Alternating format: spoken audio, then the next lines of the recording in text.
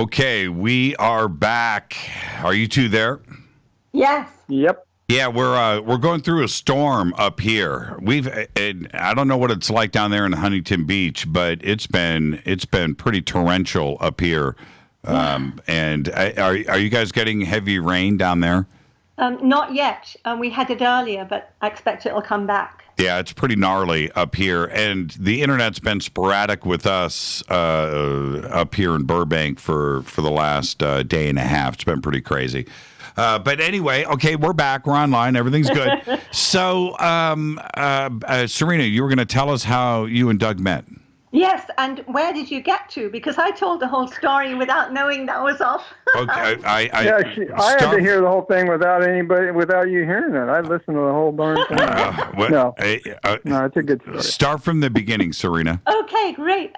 So there was a lot of synchronicity. That's the main thing that was quite amazing, and the astrology was just perfect as well, and that was really incredible. I found that out later. So I saw Douglas's art in magazines. Before we had the internet, of course, we had only magazines about consciousness and channeling and things like that. And I would always buy them, Unicus, Connecting Link. And his paintings were on the front covers quite often. And I realized this is the best artist. I mean, they were so powerful, and there's an incredible energy about them. So I would, even have the picture, one of his paintings with, next to me when I was sleeping or meditating, to just help me tune in. And also sometimes I read his articles, which were really consciousness and scientific explanations and things. It was great. And so then I saw his number on one of the articles, and I hadn't seen his picture, because every time they showed something with him, he was painting a picture so you could see his back, and it was nice to see his back. I thought he has a nice back. That's my best side. I would concur. Yeah. Okay.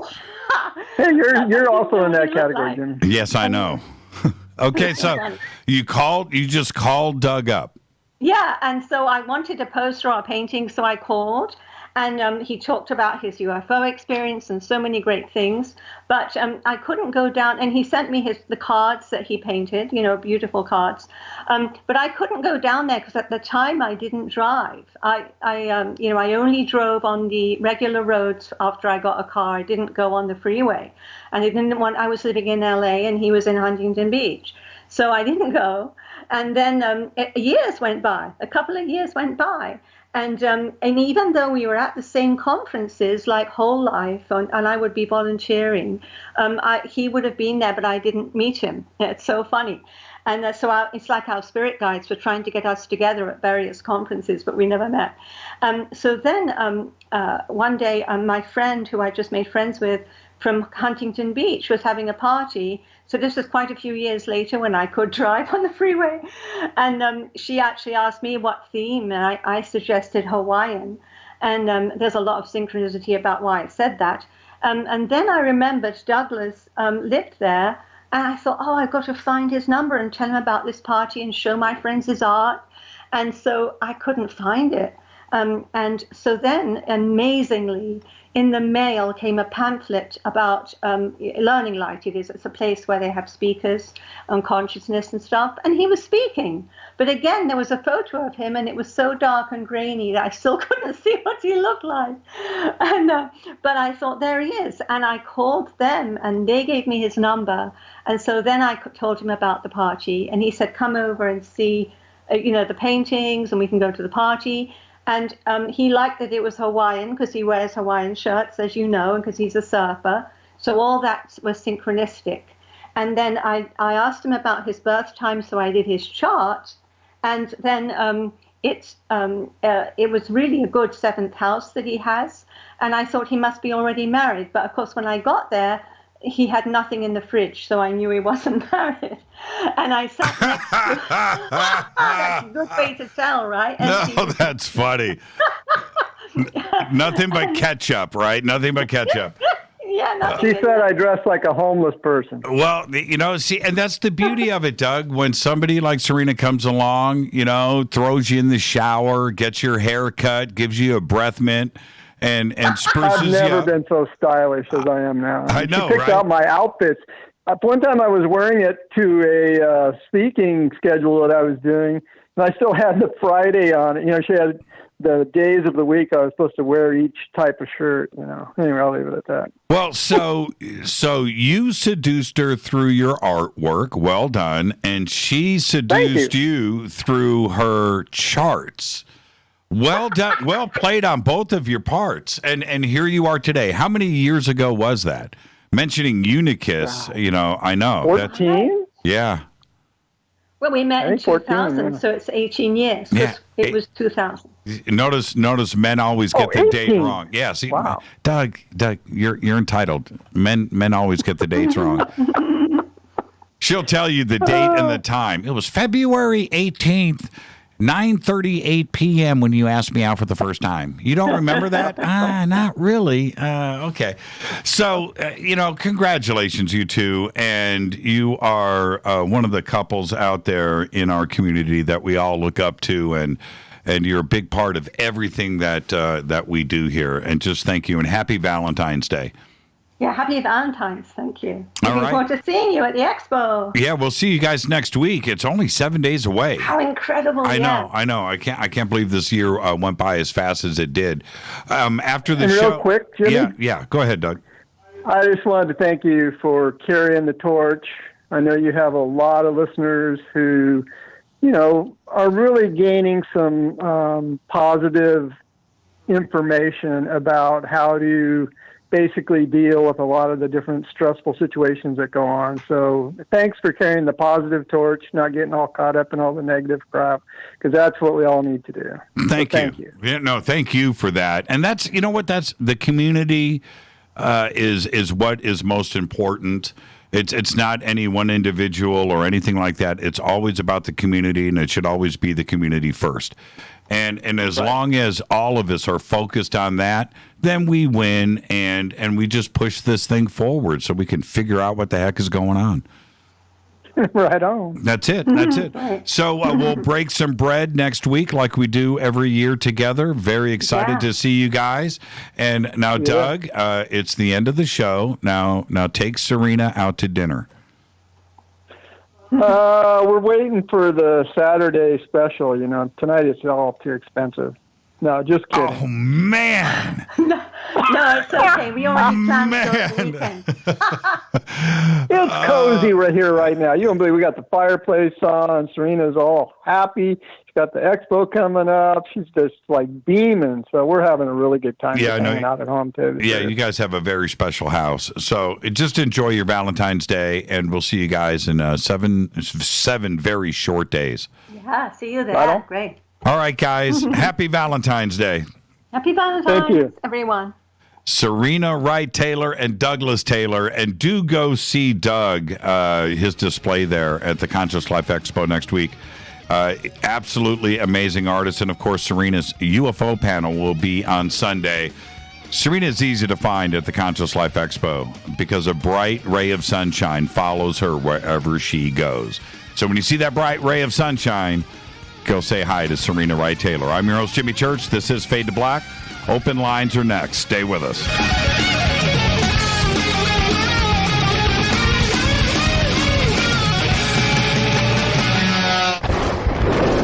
This is Fade to Black with Jimmy Church on the Game Changer Radio Network and KGRA, the Global Radio Alliance. This is KGRA Digital Broadcasting Station. Salt Lake City, Utah. Van Buren, Arkansas.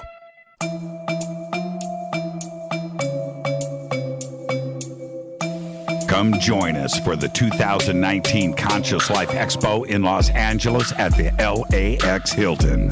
This year, we are celebrating the 50th anniversary. Team Harriman, Robert Schock, Daniel Brinkley, Grant Cameron, Julia Mossbridge, and another 50 speakers who 3 THC, which means this wonderful product won't get you high, no matter what amount you take. What does CBD do for the body? My hands are tied. But you can Google CBD benefits and be astounded. When you're finished reading, you'll want to log on to ancientlifeoil.com. That's ancientlifeoil.com and purchase. Life is good when you feel good. People are tired of pain. People are asking for non-GMO organic products to help them with You fill in the blank. Legal in 49 states, and again, our CBD is made from hemp. Ancient Life Oil is about helping people one by one by one. If you wonder how good the product is, the CEO takes it every day without miss. AncientLifeOil.com. That's AncientLifeOil.com. Have a great day. Hello, I'm Katie, and you're listening to my main man, Jimmy Church, on JimmyChurchRadio.com. Hi, this is Ray Hobbs here, repping the planet, and you're listening to my good friend, Jimmy Church, Fade to Black, on the Game Changer Network and the KGRA Digital Broadcast Station. This is Toby Kebbell. You're listening to JimmyChurchRadio.com. Don't hurt me, Jimmy. I'm only little. Hey, I'm Adrian Grenier. And this is Ari Gold. We're the Honey Brothers. Yes. We're of the Honey Brothers. Hey, I'm Adrian Grenier. And I'm Ari Gold. We're the Honey Brothers. And you're listening to Jimmy Church. The Revolution. Reclaim your active lifestyle with Angioprim. Angioprim is the original liquid oral chelation supplement. Chelation helps remove toxins, heavy metals, and cholesterol in your veins and arteries that can cause blockages. Scientific research proves the active ingredient in Angioprim has superior oral chelation action that helps promote cardiovascular health. Find out more. Go to angioprim.com. Talk to a trained consultant by calling Angioprim toll-free 877-882-7221. This is Jimmy Church of Fade to Black, and you can become an official FADERNIGHT by just going to our membership section at jimmychurchradio.com. Hey, it's Grace. Can we talk about something serious for a minute? Your age. Getting old has its perks. But remember, being a few years younger, you know, your hair was thicker, you didn't have so many wrinkles, that extra weight wasn't haunting you, and you just felt better. Well, we can't turn back the clocks and go back 10 or 15 years, but you can start feeling and looking 10 or 15 years younger with Nature's Youth RSF. It's a doctor-formulated daily supplement that helps your body maintain its peak performance and fight the aging process. Imagine sleeping better, looking better, and feeling better. See how Nature's Youth RSF has helped thousands of people just like you at nature'syouth.com. nature'syouth.com. Imagine how it will feel when your family and friends are asking you what you did to look so good. Your secret will be Nature's Youth RSF. It's time to start looking better and feeling better. Learn more and order your Nature's Youth RSF at nature'syouth.com. That's nature'syouth.com. That's nature'syouth.com. Hello, this is Serena Wright Taylor from Conscious Life Expo, and you're listening to Fade to Black with Jimmy Church, who holds the Lucky Pony record for the best astrological chart since 1963. True story. This is Micah Hanks of the Gralien Report, and you're listening to Jimmy Church on Fade to Black, across the globe on the Game Changer Radio Network and the one and only KGRA Radio, The Planet.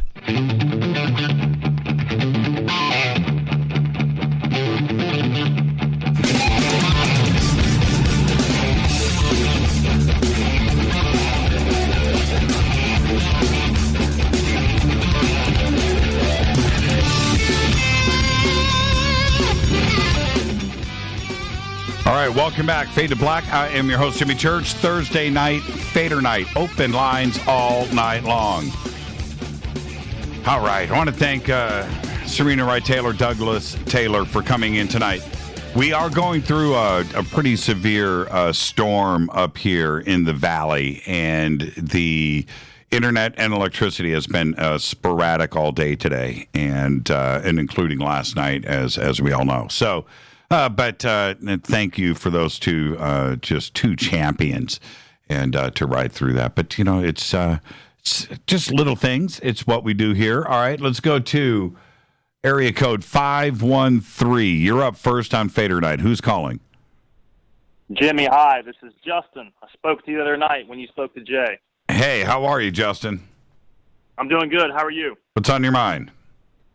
Well, I was going to kind of share my story, and you said call back on open lines, and you'd hear it, and we'd go from there. Okay, go. Here we go. Let's see. I was raised Catholic. Of all years, I was born in 1984. At age 14, I was diagnosed allergies, asthma, put me through the gambit of prescription drugs, Advair, Claritin. I had to sleep with an emergency inhaler, all that stuff. By 21, I realized that the correlation between certain things I ate and my weight, my actual weight, had to do with the asthma. So I got in a little bit better shape. I watched what I ate, and I quit all those prescription drugs cold turkey. So from there, I got my first big boy job, I guess you'd say. Around the age of 23, I got a sales job, and this is the year of 2007. I'm in the Midwest, and this company wants to move out to California, and next thing you know, I throw my hat in the ring to go out to California to kind of lead this operation, and they pick me, and they say, hey, it's all go, let's go. So I'm a little green. I don't know what I'm doing in sales, man. I have no idea, how to call and talk to a gatekeeper and get a decision maker on the phone. I don't even know what those terms mean, but I move out to Southern California in August of 2008. So you can imagine what's getting ready to take place in the economy, right? Right. So I'm out there, economy goes in the tank, and I'm just trying to understand what's going on. I mean, how can everything just stop and grind to a halt just like that? So I'm watching Bill O'Reilly every day, and I'm watching Rachel Maddow every day, and I'm seeing both sides of the coin, and they're talking about the same things, but they're not really saying anything different. I buy the Wall Street Journal. I'm reading that thing every day, and I'm finding out, these companies that they're getting bailed out because they're too big to fail. They're still paying these huge bonuses to people. And I'm like, what the heck's going on? Why is this happening? So fast forward a month or two, and this chance meeting with a guy, he passes on to me a book called The Creature from Jekyll Island by G. Edward Griffith. And I check this thing out, I read it, and boom, my mind is blown. Mine's blown, right? Because that book is amazing. Are you familiar? No, I'm not, but continue. So it's basically just a history of the Federal Reserve. The crookedness, how they got together on Jekyll Island back in 1913. That's when the Federal Reserve System bought essentially the United States government and went from there. Eustace Mullins is another excellent author that's done research on that. But so from there, having nothing but time on my hands because the economy is not doing anything, there's nothing to sell. And the people in California, a guy coming from the Midwest, living in Southern California, I didn't make very many genuine connections. The materialism kind of threw me off for most people. So I'm sitting there, and I get to the internet, and I'm just researching, and I start to see the Freemasons and the symbology and the dollar bill and all these things. And again, my mind is just blown. Like how can people not be aware of this stuff? What's everybody doing with their time, Jimmy? Right. So from there, I told them. They said, you got to get me out of California. I can't do it anymore. I'm out of here. I can't live here anymore.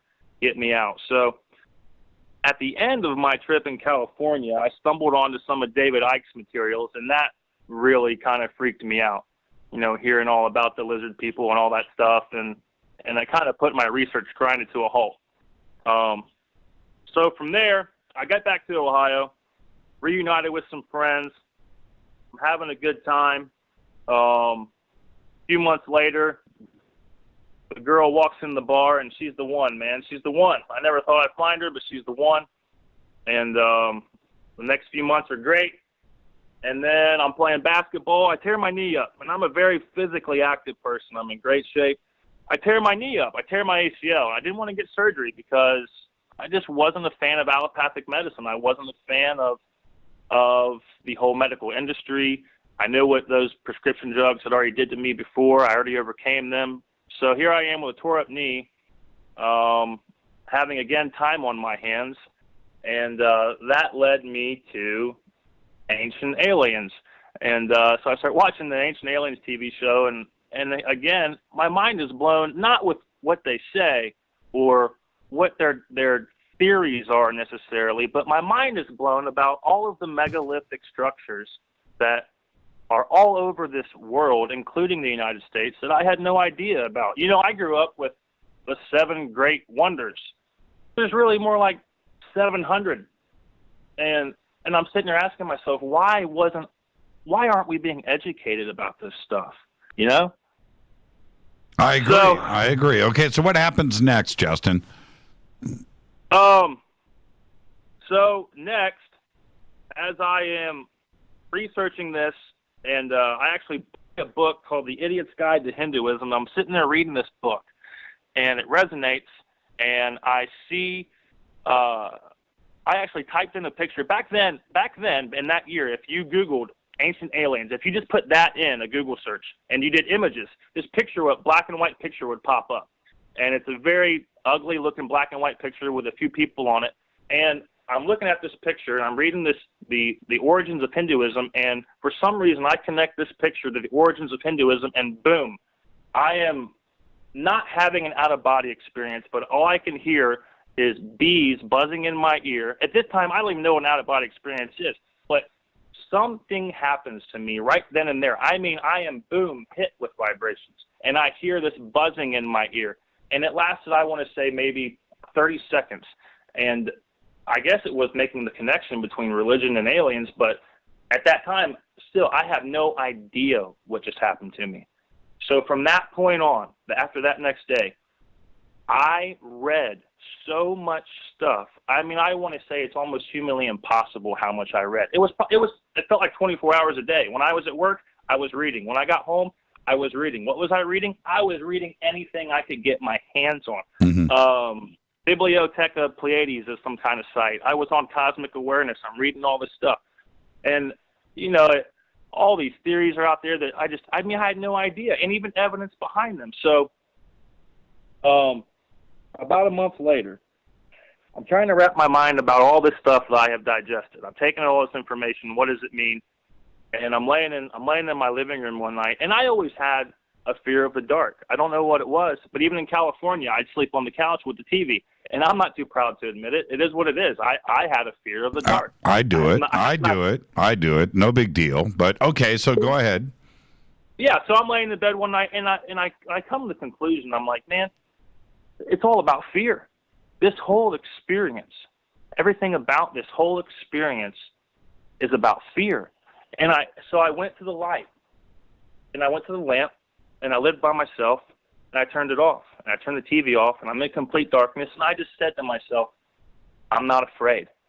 And next thing you know, I mean the goosebumps, and I feel shivers, and I said it, and it was like something attacked me, the goosebumps and stuff. But I said again, I said, I'm not afraid.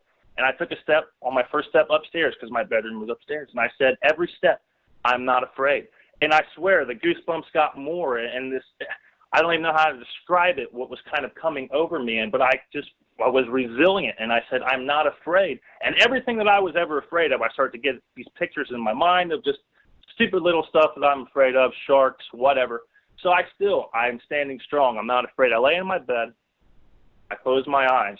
Still, my body, I'm almost heart racing, tingling, but I'm staying calm mentally, and I said, I'm not afraid. And I lay down, and I close my eyes, and next thing you know, the bees buzzing kind of thing, the vibration kind of hits me again, starts at the feet, works its way up to my head, and I'm sitting there laying with my eyes closed, and I'm actually seeing stuff through my closed eyelids. At first, it starts out with shapes, geometric shapes. They're kind of moving everywhere. Next thing you know, I am seeing, I can't even describe, the most the scariest looking things I have ever seen in my life. And I can't even put them into words. I can't. But I'm seeing these scary images, and I'm still staying strong. I'm saying, I'm not afraid. And next thing you know, I have this feeling of floating upward. And that lasted about 10 seconds until I had this thought of, oh my God, what is happening? Am I dying? Stop this. Next thing you know, I just, you know, if somebody's laying on their back and they just sit up, I sit up, and it's all gone. I'm sweating. My heart's racing. At this time, I have no idea what an out-of-body experience is. I have no idea. Never heard of it before. Never heard of anything like it before. So that day, I start to do some research on what the heck just happened to me, and I find the out-of-body experience, and I come to the conclusion that I had an out-of-body experience. And from there, man, Jimmy, it has sent me on a spiritual awakening that I mean, I can just keep on going talking about it. Yeah, I know. I realize that. And that kind of journey to go through personally, for you to take the road that you did instead of walking away from it or not exploring it or not reading about it, that's pretty cool. But look where it led you. And there are people out there. There are people that you work with, people, your friends, your family, are immediately around you that don't even want to admit or even talk about things like this, where their life is so closed down and they don't have any awareness about them whatsoever. And it's pretty shocking when you think about that, right? Because you know what you've gone through personally. You know that there's something else out there besides driving to work, paying your taxes, and coming home at night and going to bed and waking up and doing it all over again. There is something going on out there, and now you know. Oh, you're so right. I mean, every friend I had, family almost, the only person that stayed by me was the girl I met in the bar, and she's the one. She's the love. Everyone else. Because of the things that I was talking about, because I'm talking about the government, and I'm talking about how they killed Kennedy. I mean, I'm talking about everything. They thought I was a freak. The things I was talking about, they couldn't even begin to look into because of, like you said, their belief in the system and how it works and all this other stuff. Yeah, it's all programming. David Icke lays it out really well. He's going to be with us next week, by the way, on the show. We're going to have David here. Is he? Yeah, awesome. and the thing, I've gone through what you just went through and different forms of that many, many, many, many times. But I'll never forget, there are a few seminal moments in my life where I went, okay, holy crap. But I remember back in 2008 when I got a bootleg version of Zeitgeist. Right? Oh, my God. Yeah, right? Yes. And this is 2008, and Rita brings it home. She's like, okay. And she had told me, okay, I've got to, in a couple of days, I'm going to have this video. And so anyway, she brings it home, and I watched that. I watched it through, maybe the first night I watched it twice. The first 15 minutes of Zeitgeist, the religious part, amazing. I watched that over the next couple of weeks. I watched it over and over and over again. And it was one of those things because they get into the Fed and they get into all these other 9/11, of course. And all of that is eye-opening stuff. But that first 15 minutes, that first 30 minutes of Zeitgeist is a game changer. Certainly, especially if you grow up Catholic or Christian because of how they discuss Jesus and how there's all the other Jesus myths on every other continent of the world. But I did not discuss it with anybody. I thought it was too dangerous. And Jimmy, you know what I did? Jimmy, I the same year you watched it, I watched it. You know what I did? I bought 20 copies and I handed them out to people. Yeah. We I remember something weird happened, and Justin, I want to thank you for the phone call. I got to get to some other calls here, but I remember the person that gave us the DVD asked for it back, and I didn't want to give it up, man. I didn't want to give it up, and we ended up getting our own copy. And since then, I've had the director on the show, and I've got his new book here too as well. But that was. Jimmy, before you let me go, I want to say just two names. I don't know if you've gotten these people. Have you ever got Michael Tessarion on the show? I've talked to him. He's pretty okay. I've got to just say this really quick because I have to get to some calls here. He is very private. He's got a couple of friends that he goes out there and does stuff with, but he's always researching. But the answer is, yes, he wants to come on the show. Yes, we've reached out to him. We just haven't been able to lock down that date. But, yeah, he's amazing. Yeah. One more name, Val Valerian. No, I have not. Do some research on him, my man. Okay, I'll do that, Justin. Hey, happy Valentine's Day. Take care, brother. You take care. That's an amazing journey, my man. Seriously. Thank you so much, Justin. Keep up the good work. Thank you, Justin. You too. That's a great phone call right there. And you know what? I'm just going to get to the next one really quick. Let's go to area code 928. You're up next on Fade to Black. Who's calling?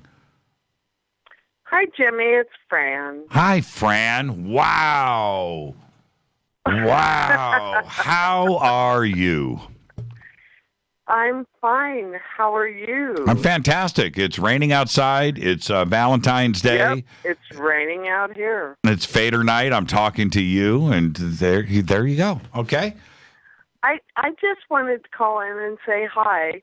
I haven't listened for a long time because of all the controversy going on in all of the other realms. What controversy are you talking about? What do you think? I don't know. Come on. I don't know. The Corey Good, David Wilcox, right? All of that stuff. Why would that back out? Look, Fran, let me. I had to back out. Yeah, I hear you. But just let me say this, okay? What you're mentioning right there, I mean, David is one situation in this thing, and Corey is certainly another. But in the big realm of things, if you slice up the pie, you got a circle in front of you, you got a pie in front of you, you got a beautiful peach pie in front of you, right? And you want to cut a slice off of that pie and eat it. Well, you're going to cut off a pie that is maybe even a quarter of the pie. That's what I do. But maybe it's an eighth of the pie. And you want to cut off an eighth of that pie and put it on the plate and enjoy it, right? Okay, and now you've got. Hold on. Sweet potato pie. Okay, sweet potato pie, and now right in front of you, now you've got the whole. You've got almost a whole pie left, right? Okay, that's our community. And that slice that you took. But hold on, Fran. I just feel like Fran. Hold on. What? Listen to me. Okay. Good. Okay, that Corey Good slice of the pie that's part of our community. You would have to take the sharpest knife in the world and slice off the next slice of the pie that would be as thick as a human hair. A little thin slice of that pie. That's the Corey. That's the Corey part of our community. It doesn't matter. It doesn't matter. There's so much more exciting stuff that is going on out there at any given time. So to have him emotionally affect you, you got to remember, what you're. It wasn't an emotional thing. It was just okay. It was the controversies that were going on. Created by him. Everybody telling stuff, and I just went, I don't want to hear it. And that's what I'm trying to say, Fran, is that it wasn't a big chunk of this community. It was the Blue Eagle Task Force. It's like 5 people that were out there just trying to cause all these issues. And that's what it, and so you don't have to worry about that in that, that everybody's talking, not everybody, nobody cares. And now that the community. I wasn't going everybody. It's just, I just got the little bit of it and went, okay, I'm going to back out for a while. Right. And sometimes you need to do back. that. Yeah, good. I love you. Good. We love you. I love you. I love Rita. And when are we going to David? When are we going to Corey, even if whatever is going on is weird. I don't care. When are we going to see you again? Probably not ever. I'm still trying to pay off my credit card from the first year I went over there. Oh, I get you. Contact. I get you. Yeah. I get you. Well, I'm one of those poor people. Yeah. So are we. We barely scrape by, but yeah, right. No. It's life's not easy for anybody, especially these days. But yeah, I know. I hope that I so much enjoy. I listen to your show usually on a repeat on YouTube or something. Mm-hmm. I still listen because I love you guys. Right on, Fran. It's really good to hear your voice. That's hysterical. Jericho. I miss you, Fran. You got to figure out a way to come and hang out with us. And if you can't come to us, then we'll just have to come to you. Okay? You better get your ass out here. I'll talk to you, Fran. Happy Valentine's Day. Yeah. Happy hearts. I'll talk to you. Thank you, Fran. Behave. Love you, sweetie. Love you back. Thank you so much, Fran. You bet. That's Fran out there in Arizona. And let's see. Okay, I am going to, let's do this. Let's go ahead and take a break right here, and then we'll just come back and continue with phone calls. Because if I pick up a phone call now, I can only talk to somebody for 30 seconds. That's just not right, is it? Then I got to put him on hold and then bring him back after the commercial break. And that just ain't right either. This is Fade to Black. I'm your host, Jimmy Church. It's Fader Night, Thursday night, open lines. I'll be right back after this short break. Stay with us.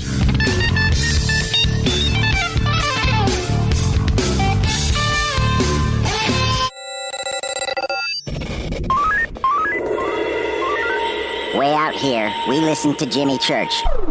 You're listening to Fade to Black.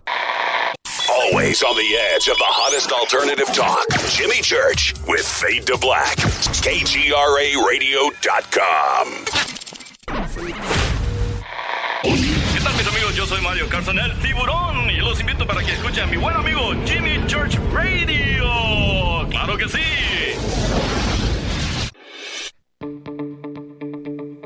Hurricanes, earthquakes, wildfires. This year we've experienced more than our fair share. This is Jimmy Church of Fade to Black. And last month I decided to make sure my family does not have to worry about food should we get caught in a real emergency situation. Introducing Numana, a healthy, storable product that tastes so good that you'll want to eat it every day instead of just during those times of duress. All Numana products have a 25-year shelf life, are MSG and GMO-free, no preservatives, and are made in America.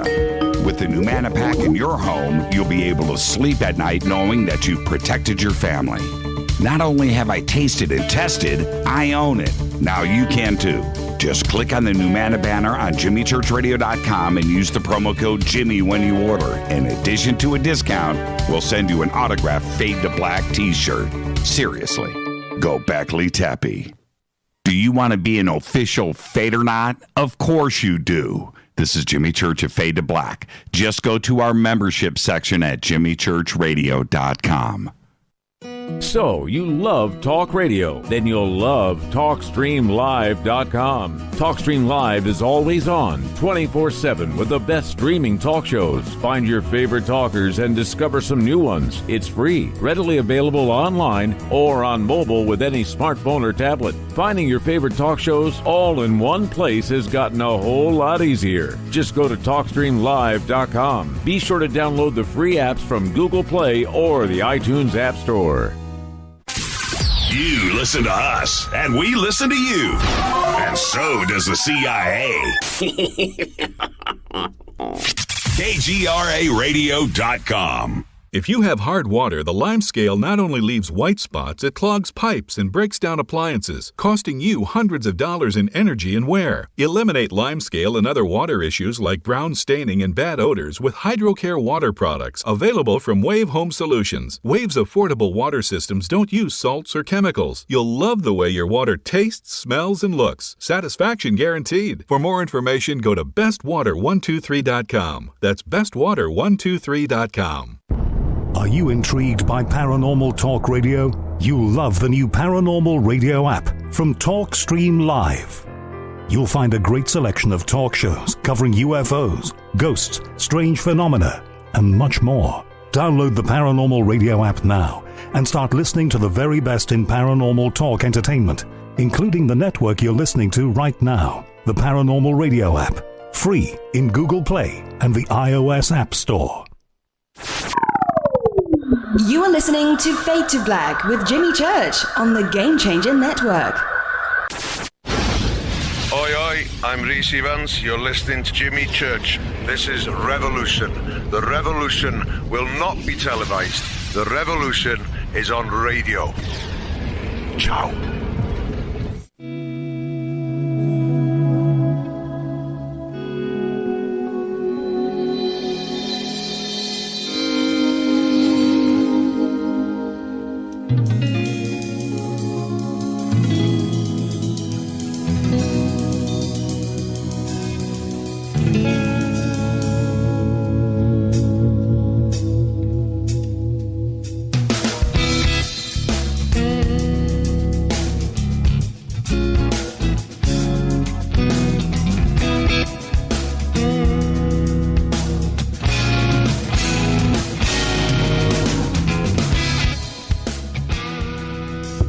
Welcome back. Fade to Black. I'm your host, Jimmy Church. What is cracking, everybody? Thursday night, Fader night, open lines all night long. The call-in number is 747-228-2051. 747-228-2051. Open lines all night long. All right. Now, a couple of things. When you call in, and you're going to say hello to Rita, and that's all good. But when you get put on hold, it's going to go silent. You're not going to be listening to the show. Don't hang up after that. Okay? Just be patient, and I'll answer all of the calls in order. Just because it goes silent doesn't mean that you're not here, because you are. With that, let's go to the phones. Let's go to 905. You are up next on Fade to Black. Who's calling? Hey, Jimmy. This is Bodan. I called you before Christmas. Actually called you from Cuba, if I don't remember that call. But I'm back home, and just wanted to say I'm going to the Conscious Life Expo next week. And you're one of the main reasons I'm going. I'm looking forward to hanging out with you, maybe saying hello, grabbing a Fade to Black coffee with you. Absolutely. And again, just looking forward. It'll be my first time going. And besides me, what else are you excited about? Well, I wanted to share something with you. And the gentleman that called just earlier today about his journey, I've got a similar journey, but I'm going to be quick to the point. A few years back, I broke my neck riding a bike, and ever since then I've done ayahuasca, and I also went on the CE5s with Dr. Stephen Greer, and during that expedition, you know what, I don't know what your opinion is about Dr. Greer, but we saw so many different ships and so many different orbs and beings when we were there, and I actually saw a gold ship materialize right beside me during a CE5 meditation. It was only about 3 seconds, and it didn't fully materialize, but once you start getting onto this conscious journey, man, the world just opens up to you. You start seeing things that people are kind of either medicated or just are so tied up in their day-to-day lives that they just can't appreciate or actually see some of these things. Another thing I wanted to mention to you is, have you ever heard about infovision? Infovision. Why does that ring a bell? Well, infovision was created by a gentleman called Mark Komisarov out of Russia. He actually lives in the U.S. right now, and it was actually co-created by Michaela Estradi. She's out of Romania. And what it is, if you when you on your spare time you can Google it. But basically, what you do is you put on a mask, and what happens after a certain amount of time? Provided, number one, you believe in the process, and number two, you want to do the process, you start seeing using sensors that are on your body, and you start seeing colors while the mask on. Now, kids, because they're not conditioned just conditioned by society, you put on a mask and the kids start seeing right through the mask almost instantly.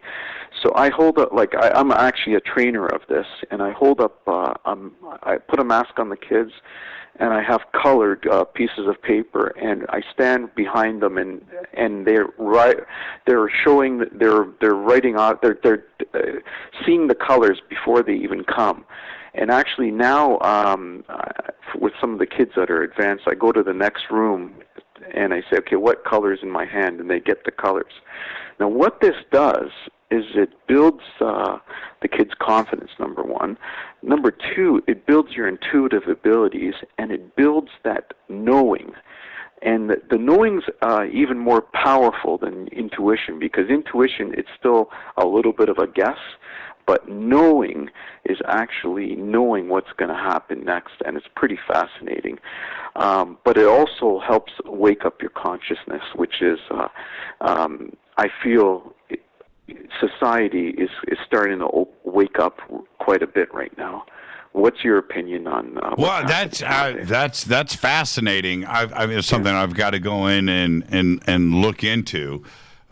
Children have a much more open mind, and they haven't been polluted yet. And so to tap into any other energies that they may have, also, that are lost as we get older. We lose. We have all these powers that the kids have. They're not lost. They're just hidden. That's what I mean. Everyone can get it back if, number one, they believe in it. Number two, they work on it. Number three, they want it. So, and actually, if we're at the show, Jimmy, I'll show it to you. I'll bring my kit with me. I'll do a test on you. Okay, looking forward to it. So we'll see you next Friday. You bet. All right, have a safe trip out here. Thanks for taking my call. Yeah, thank you, Bowden. Thank you so much. Bye-bye. Have a great night. And that's a great phone call there. InfoVision. I haven't heard of InfoVision. Have you guys heard of InfoVision? I looked it up, and InfoVision is the first things that pop up is a software company, and I know that isn't the case here. Very, very direct here. It's an global IT company. So yeah, somebody hit me with InfoVision, and let's see what that is all about. I would love to find out. See, that's the thing when it comes to kids. If you suggest something, or want them to tap in, they're going to go, okay, let's go. They want to know about ghosts and the paranormal and telepathy and ESP and communication and dreams and all of course, UFOs and ET and anything that ties into the paranormal. All of that is right there. And so they are open to it. They're not blocked off and clouded yet. That's my personal take on this. So what I used to do when I was a kid, what I used to do when it came to things like this is I accepted, and this goes back to the earliest of ages, I accepted all of this. I really believed it. I felt that in my soul that there was something else going on out there, and I would go and explore and dream and read and I would do all of these things. That was my thing. And so here I am today, and I go back and I think about children and their abilities to tap into these things. I know that it's real. So seeing through a mask, that's pretty interesting, because they're not seeing through the mask, right? Or are they? Right? You follow what I'm saying? Do you see where I'm going? And I think that's one of the most interesting parts. Okay, let's get back to the phones. The phones are acting a little bit trippy here. Everything was just fine until now. I don't know if it's the storm outside or whatever. 747-228-2051. 747-228-2051. And I've got Rita on the other side answering the phone calls, and I can't see them. I can't even intercept, so I don't know what's going on. So there you go, 747-228-2051. Yeah, I'll see them flash when they come in, but they're instantly heading over to Rita. So there you go. And let's see. Let's go right here. Let's go. Let's see what's happening. Okay. Yeah, wow. We've got some issues here. That's weird. Okay. Let's light these up. Let's see. Let me grab this one here. Let's grab this one. And yeah, things are not happening. Things are not happening. I don't like this dead air. I don't like this dead air. 747-228-2051. And I'm going to just pick up every phone call that comes in. And it was working fine earlier today. No issues, right? All happy, toe tapping, doing the dance here in the studio. And now all of a sudden in the last 5 minutes, everything has gone haywire. So I don't know. I don't know what's going on. Let me take a quick break. This is Fade to Black. I'll be right back after. Well, okay. Let me see. I'll try this one right here. And wow. I don't know. Let's try this one. Hi, you're live on Fade to Black. You're live. Hi, you're live on Fade to Black. Nope. Okay, let's try this one. Hi, you're live on Fade to... Yeah, you're live. Hey, Jimmy, it's John Ledford from Port Orchard, Washington. Hey, John, how are you? Love that new shirt. Don't you? I'm doing good. Just wanted to give a shout-out to Inquire. It's his birthday. It's his birthday? Yeah, it's his birthday today. Have you heard his new stuff? Did you see that video he posted today of his of his isolated vocal track? Is he trying to give people nightmares? It's sounding good. It was sounding good, but is he trying to give people nightmares? If you could do that, with your voice, would you do it? Would you do it in public? Oh, yes. I definitely would. And I can't do it. I tried. I'm not Cookie Monster vocal guy. And what about, I posted up, I'm going to have to go back into my Twitter really quick, but I posted a band up. Let me go back. Let me find it. It was yesterday, and it was, let me go back. It's just an amazing track. Where did it go? I knew I was going to do this. See, I should never do this live on the air. Yeah.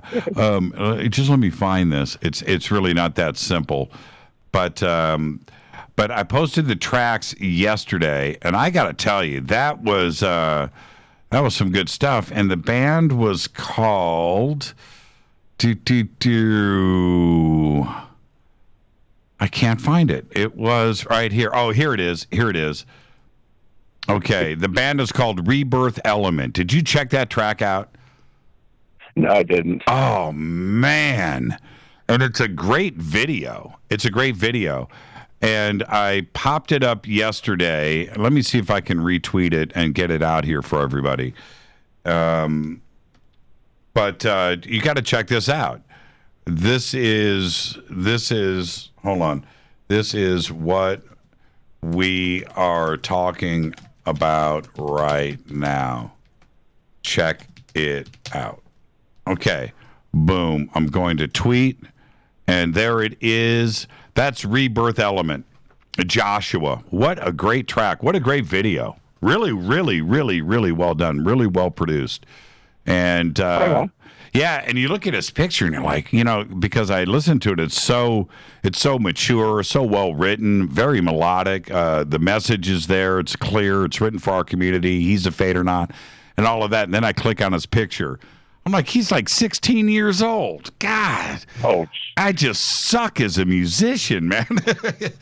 When you got. Oh, I feel that. Yeah, you got guys. I'll be 49 this year, and I'm like, I got friends in their 20s that are just like killing it, and I'm like, how are they doing this? Like, how come I didn't do this? Yeah, I tell them to enjoy it. Yeah, I'm looking at this picture of now. Okay, he might be older. I don't know, but I just look at this and go, oh man, I don't know where I missed the boat, man. But I punched the wrong ticket on that train because he is really, really talented.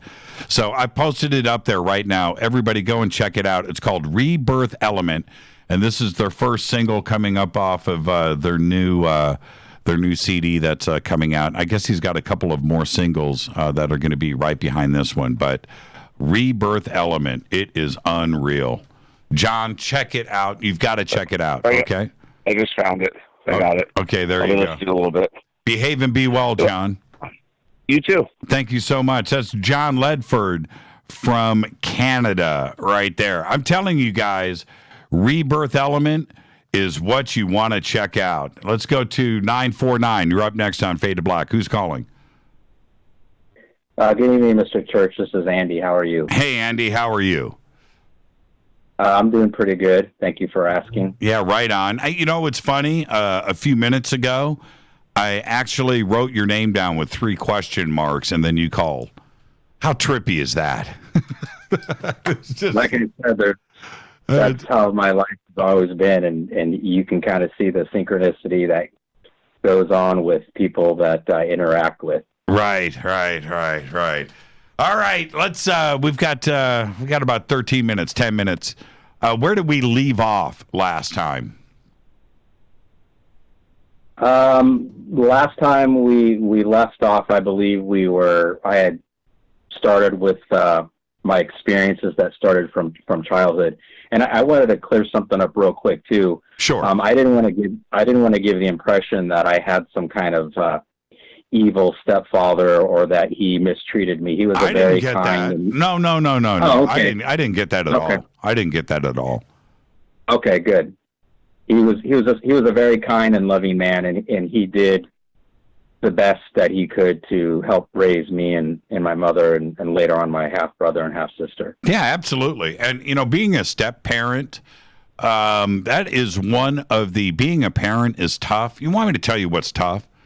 Is being a step parent.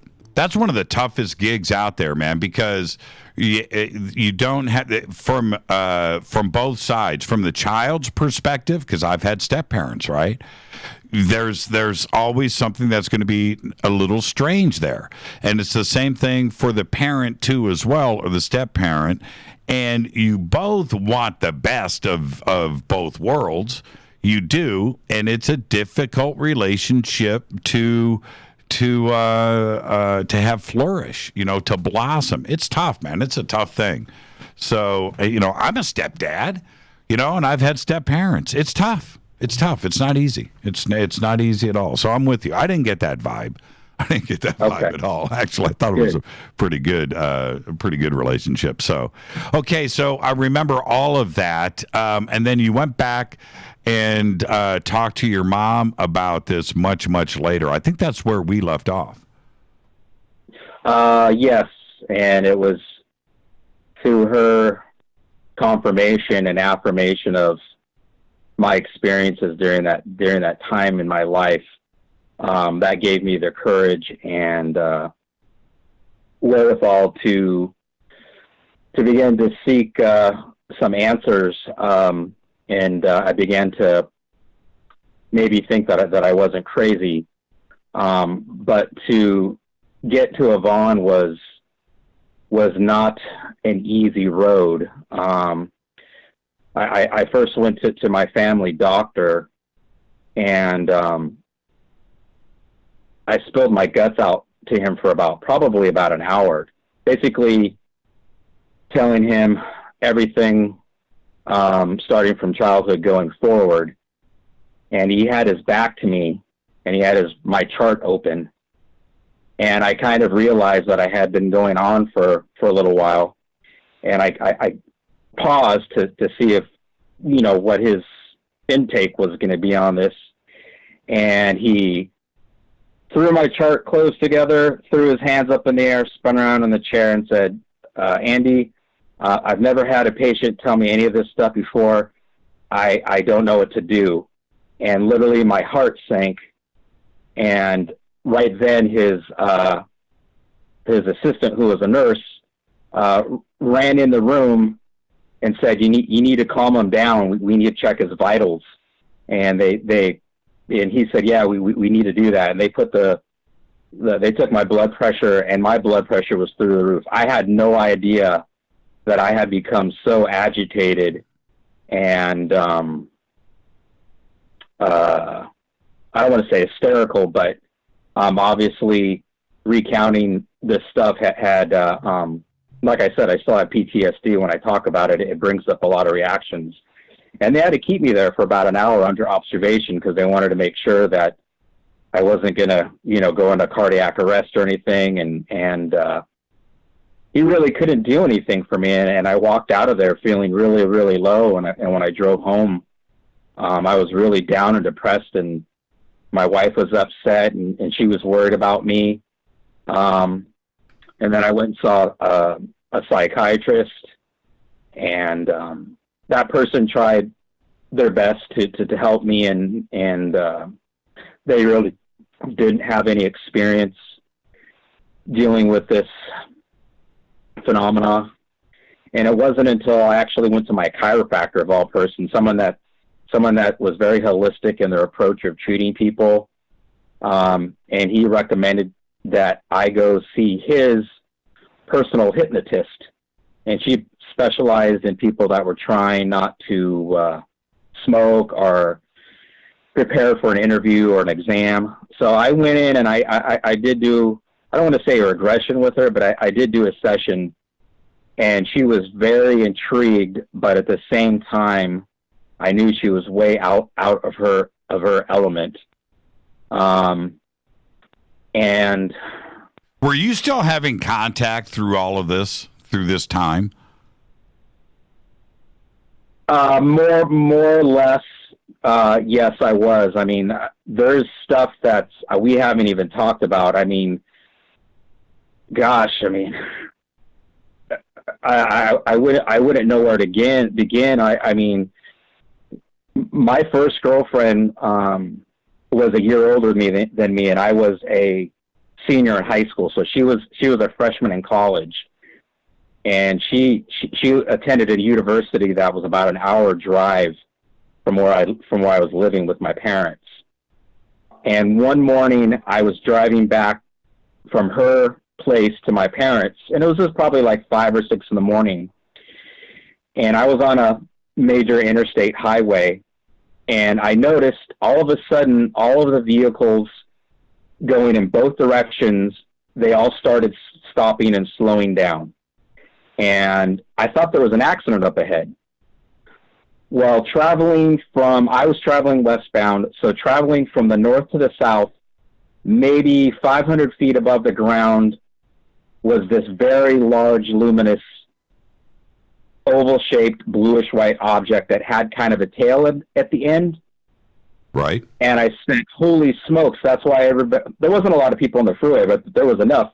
That's why everybody's stopping and slowing down, because they see this object. And it literally went across the horizon maybe in 3 seconds. And I couldn't see anymore, because once it crossed the highway, the trees and the rooftops of the homes on that side blocked its view. And nothing ever came up in the news about it. There was never any, I didn't hear anything about it. And I told my parents, and they didn't know what quite to think about it. And I told my girlfriend, and she was like, no, it was something else. It was, she chalked it up to maybe a meteor. And I said, no, that was no meteor. Right. Well, about 2 weeks later, we were traveling back to her house from my parents' house on the same highway, in the very close proximity to where I had my original sighting in that area. And it was about 1 o'clock, 2 o'clock in the morning, and I was tired. I was driving. We were in the fast lane, and there was a middle divider. Well, all of a sudden she goes, what's that? And I look, and there's this very luminescent white light in the shape of a ball. And it's coming down, and it's maybe about 1,000 feet in the air. And the field that it's over is lit up like a baseball field. So I got really excited, and I started to tell her, see, I wasn't lying. This is something out of the ordinary. And there was no navigation lights on it. There was no airport nearby. It was just a field, and then a set of railroad tracks running parallel to the highway. So without even thinking about it, I started to pull the vehicle over to the shoulder. I don't know why, I just did.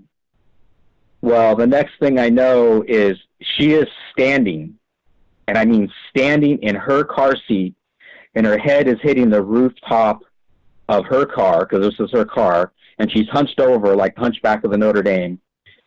She yanks the steering wheel from me and diverts it over to back to the fast lane.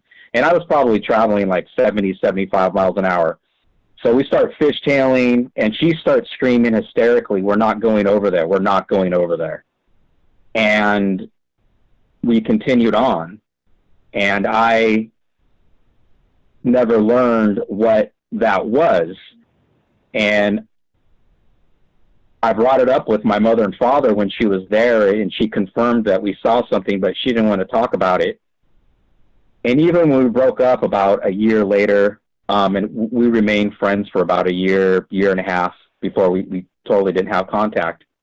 And I probably am the one that ended that friendship, because every time we did talk, I would bring that sighting up, and she would instantly get turned off, and she would just say, "I don't want to talk about it." And, you know, I don't know what happened. It was weird. I don't have any memory of what really happened before and what really happened afterwards, but it was just, you know, one of those things. And I was just glad that I had someone that was there for a short while that confirmed that I wasn't the only one that was seeing things. And I remember my stepfather telling me that when I brought this to his attention and my mom's attention, he told me a story of when he was in the Army National Guard, and he was out on maneuvers somewhere in the desert near Barstow, California, and him and his Army buddy were driving around on the Jeep at night, and they got to a hill, and on the other side of the hill, they said it was lit up like a city, and they both got really, really, really scared, and they turned the Jeep around and left. And I never pursued that with him anymore, but based on my experience and knowledge, I think that when you get that close to their craft, usually there's more than just a sighting. And you know, I just wish that he was still alive, and that I could have spoke with him and maybe even had him go see Yvonne. Because one thing I didn't mention last week when we were speaking is when I was talking about Noisy, I do have memories of Noisy going into my parents' bedroom, and I could hear their muffled cries and moans, and I couldn't do anything about it, and I was upset, and I did talk to my mom about this, and she said that she didn't remember anything, and well, it sounds to me, Andy, it sounds to me, and I can't wait to talk to you next week. This is what sounds to me like you have been selected, right? That there is something about you in your life of contact that the rest of us need to hear about. And so next week, when I talk to you again, I want to specifically focus on just that, on what you think is going on and why you. So, and just thank you for, having the courage to call in and share all of this with us, and enjoy the rest of your Valentine's Day. Thank you so much, Andy. All right, you too. Thank you. Andy, what? Wow. Hi, everybody. This is Rob Halford, the Metal Guard on JimmyChurchRadio.com. This is KGRA Digital Broadcasting Station, Salt Lake City, Utah, Van Buren, Arkansas.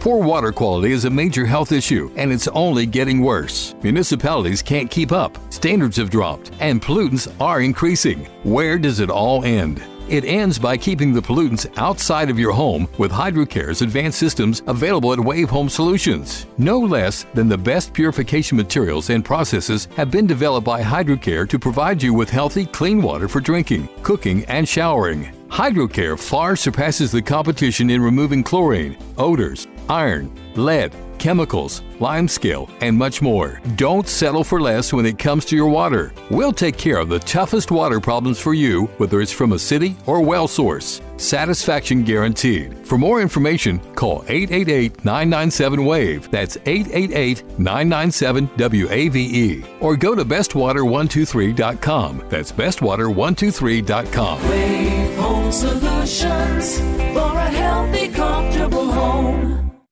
Your contact for current news and trending topics. KGRARadio.com. Does your basement or crawl space have a damp, musty smell? Well, watch out. That's a sign of too much moisture and not enough ventilation. And that can mean increased mold growth and the buildup of harmful toxins and gases. Don't bother with a dehumidifier. It just circulates the same unhealthy air. Now there's a better way to remove these dangers and odors. It's with the computerized Wave Moisture Control Unit that reduces moisture and expels pollutants. We replaced our old dehumidifier with the Wave unit, and in only 3 weeks, our basement is dry and the musty smell is gone. Wave units require no maintenance, no buckets of water or filters, and costs only pennies a day to run. Breathe better, live healthier with an affordable, no-maintenance Wave unit. Call 888-717-WAVE, 888-717-WAVE, or visit dryhealthyhome.com. Dryhealthyhome.com. Ride the wave. Wave Home Solutions for a healthy, comfortable home. This is Jimmy Church of Fade to Black, and I only drink Fade to Black blend coffee from River Moon. Just click on the River Moon coffee banner at jimmychurchradio.com. Promo code F2B Blend. So are you tired of being tired? Well, then it's time to get the tea. Hey, it's Lisa here to tell you about this all-natural, all-organic tea I've been drinking that has had great results for over 20 years. It's called Life Change Tea, and it's specially formulated to help detoxify and cleanse your kidneys, liver, colon, and blood all at once. The colon is one of the most ignored organs in the human body. The faster that waste is eliminated from the body, the less time that waste sits in our intestines, spreading toxins to our bloodstream. This tea helps cleanse chemicals caused by outside intruders from our entire digestive system. And get this, weight loss can be a side effect. And with continued use of the tea, you can experience clearer, healthier, younger looking skin, increased energy, and a happier outlook on life. So if you're tired of being tired, get the Life Change Tea at getthetea.com. That's getthetea.com. And like me, you'll be glad you did. Did you know that when you're on the road with limited data or Wi-Fi available, you can still listen to every minute of Fade to Black by just calling 605-562-4482. No smartphone, app, or internet needed. It saves your data plan and no extra cost if you have unlimited minutes. Just call 605-562-4482. You can listen to me, Jimmy Church, on any phone, anytime, anywhere. Go Beckley Tappy.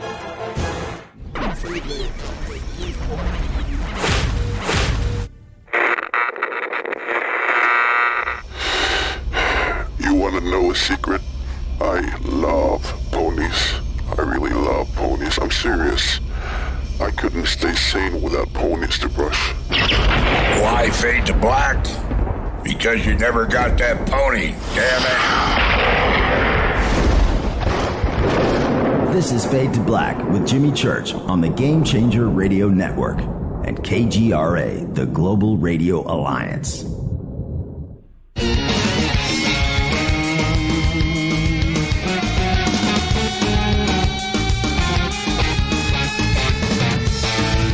Welcome back. Fade to Black, Thursday night, Fader Night. Open lines all night long. 747-228-2051.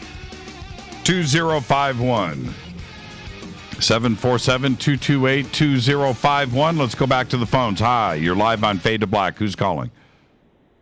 Hi, Jimmy. It's Deb from Sacramento. Hi, Deb. How are you?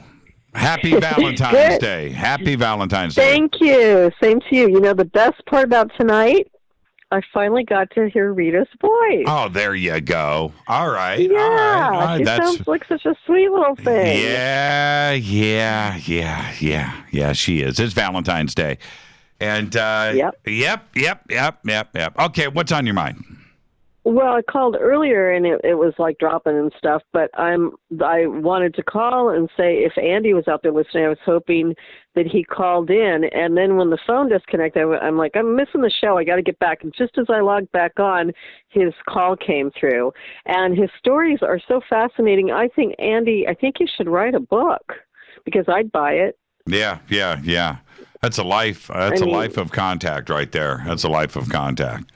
Yeah, it's fascinating. It really is. And I mean, it's real. You can tell by his voice. It's just compelling. I'm like hanging on his every word, literally. Yeah. So, well, last week when you were letting us guess who was going to be your special guest on Monday. Right. Someone had guessed, I'm not a Twitter person, so I wasn't Twittering him, but someone had guessed Elon Musk, and you said, well, kind of on that realm, you're getting warm. So when you said that, I was convinced in my mind, I thought, sorry, choke. I thought it was going to be, sorry, one sec. Wow, Deb, excited. Swallowed wrong. Excited. Excuse me. I thought it was going to be Robert Bigelow. Okay.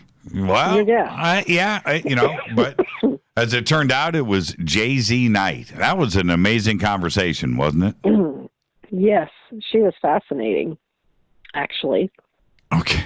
So, hey, I just derailed my whole thought system by coughing. So I've kind of got a frog in my throat, so I don't want to keep you on the phone. I hate that when it happens. So, Deb, do me a favor, get it together, and go enjoy the rest of your Valentine's Day. You too. You and Rita have a good one. Yeah, thank you, Deb. And that was a lot of fun having a surprise guest like Jay-Z for everybody, because I know that it was going to catch everybody by surprise.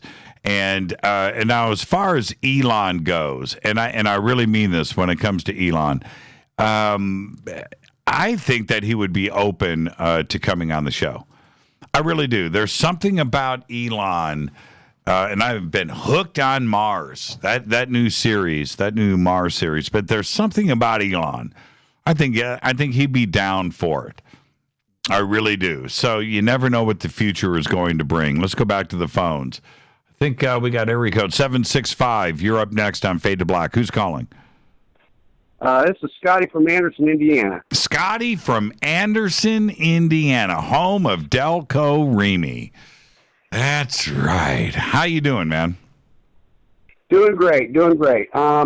I was wanting to talk to you about ancient civilizations. Let's hear it.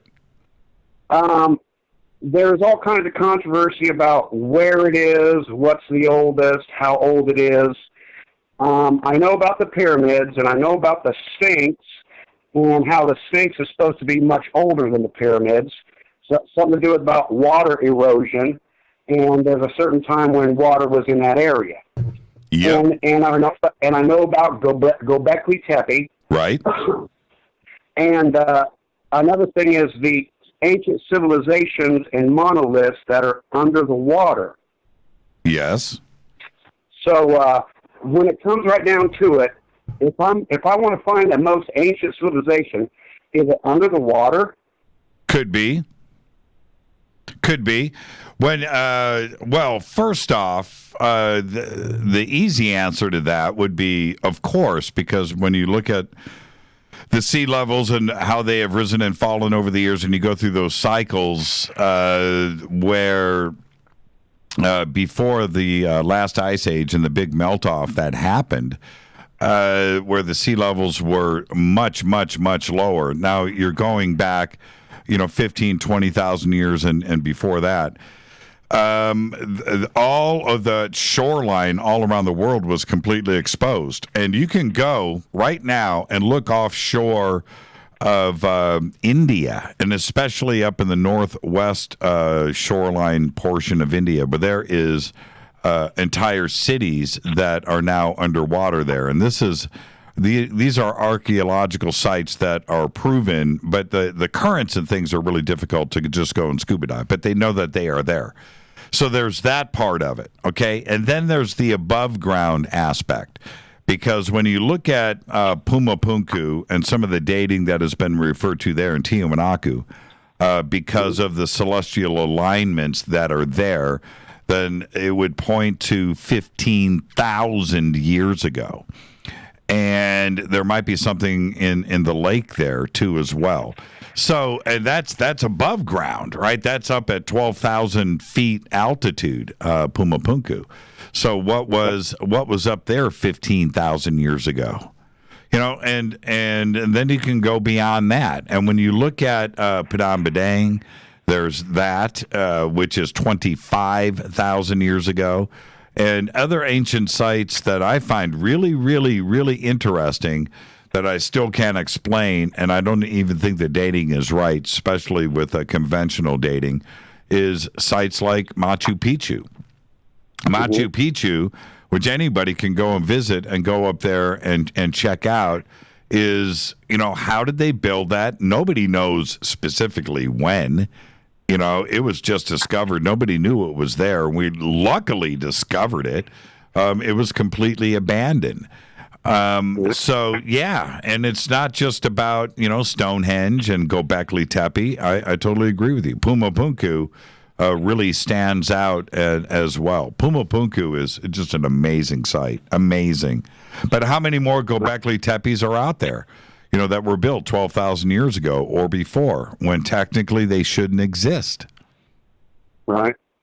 So right now it's all still theory. Right now we still don't have a pinpoint on where that oldest is. It's all still theory. Is that correct? Well, of course, if you want to look at it that way, then if we haven't discovered it yet, we don't know.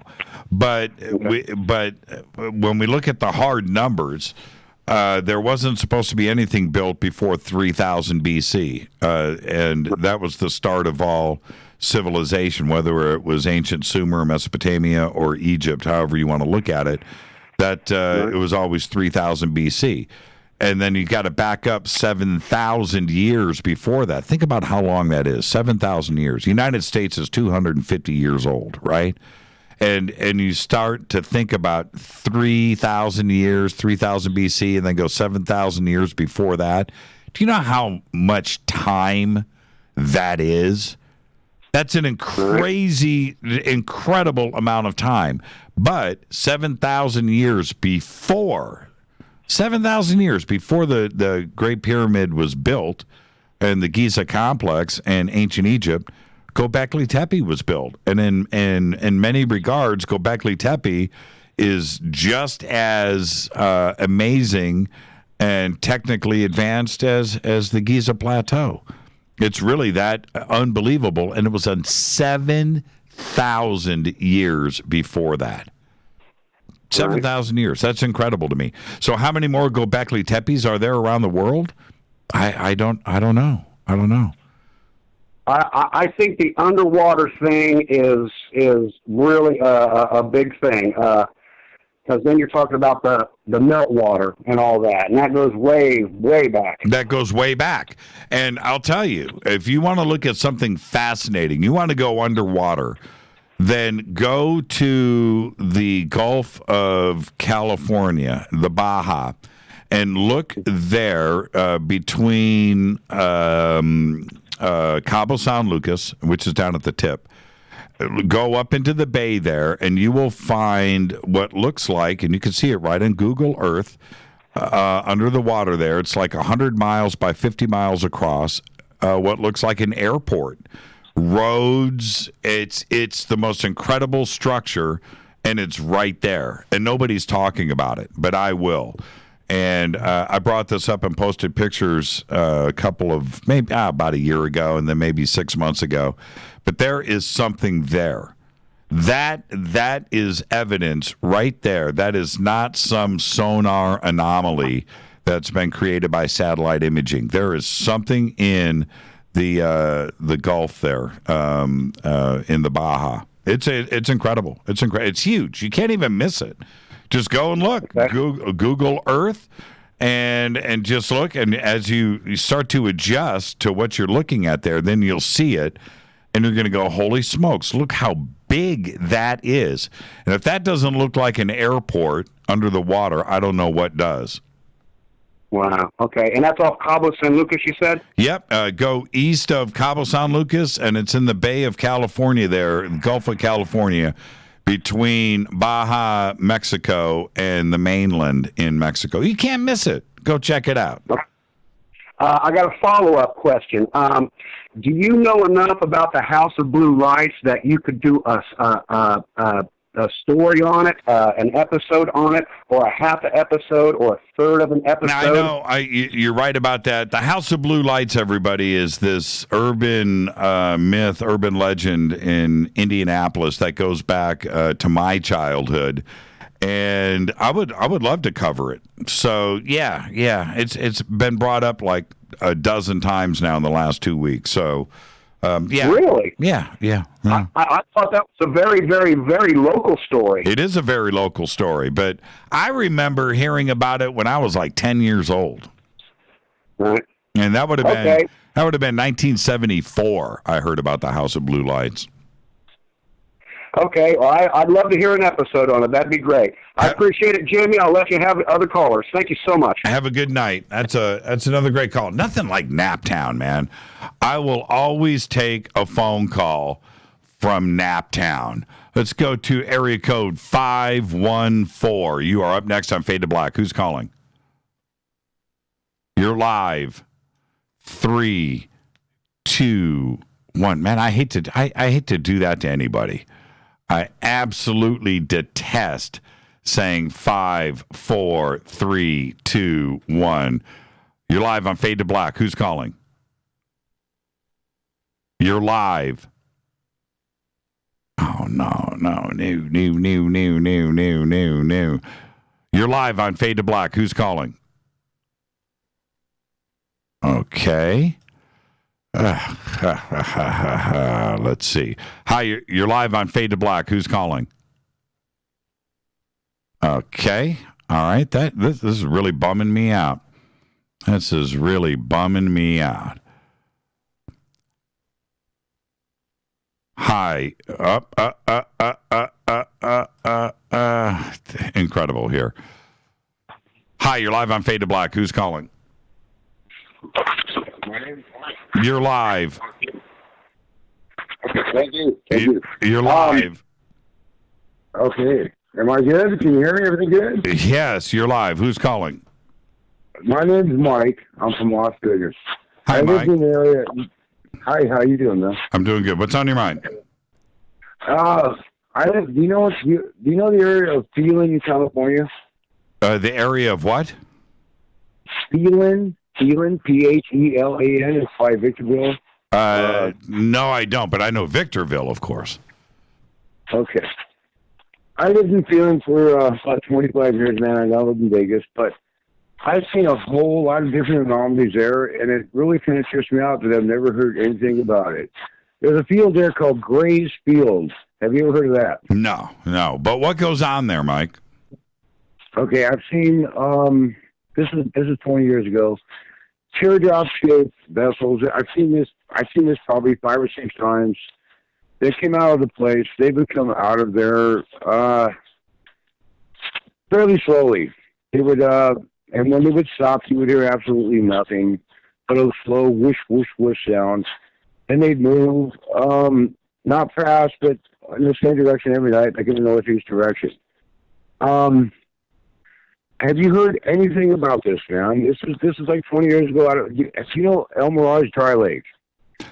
Well, that whole area. See, this is when you get to that part of California, which is Victorville and Palmdale and Lancaster.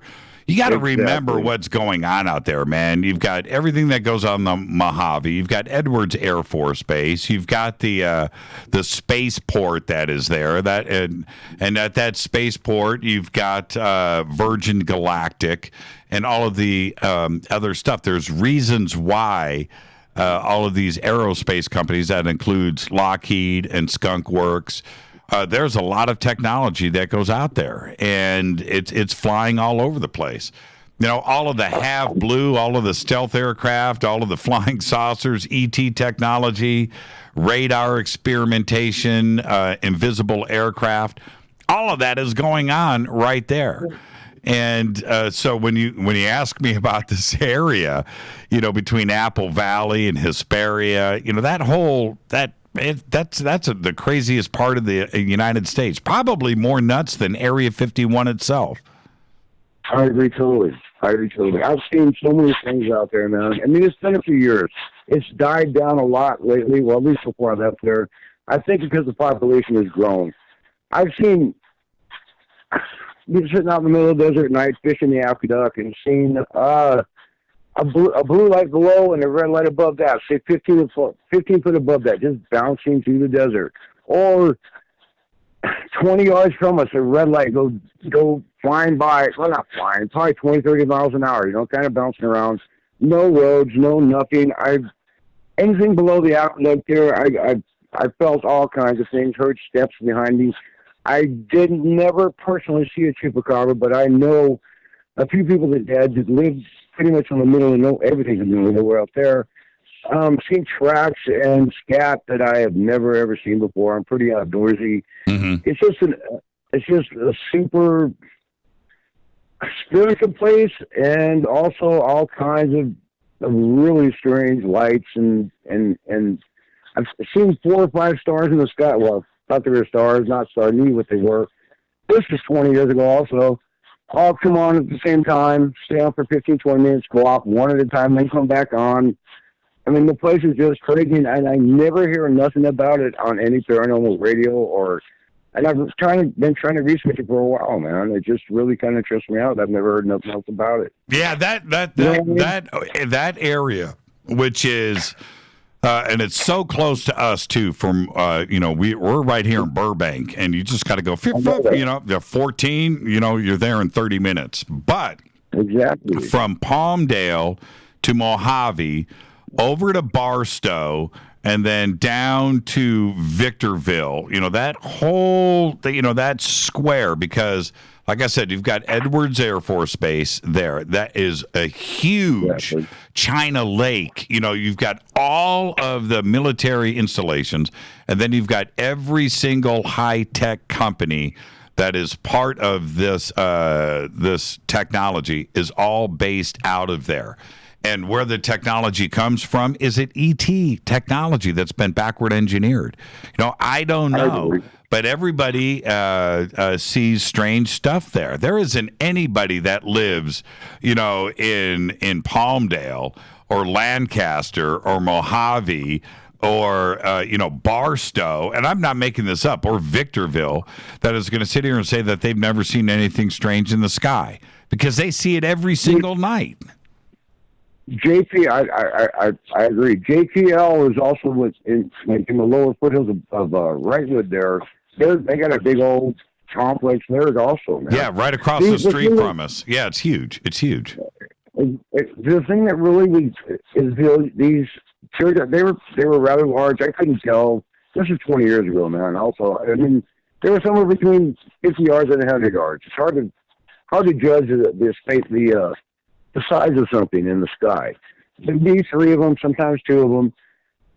I cannot believe I haven't heard nothing about these since then, and I don't think they fly out that way anymore. But it's really weird that in 20 years, I thought by now I would have seen something about them, heard something about these kind of saucer-shaped things. I know guys that have got right up the fence. If you could get near the fence line, which you usually couldn't on Gray's Field, it was like Area 51. There'd be a tan-colored Jeep-type vehicle every road after that for a couple of miles. It was it's amazing stuff, and I really can't believe I haven't heard nothing about it since then. No, I just don't understand. Yeah. These are huge, they're big craft. Well, it happens so much that, I'm serious, that even the people that live there right now, that have been living through it for, decades, they're like, meh, what are they going to do? Pick up the phone 10 times a night and report something? No, I don't think that. But I thought by now I would have seen something official about these things. Yeah, it was a long time ago, man. Yeah, I agree. I agree. And we have to really emphasize here that there is so much Black Project, secret access program stuff that is going on between Mojave and Edwards.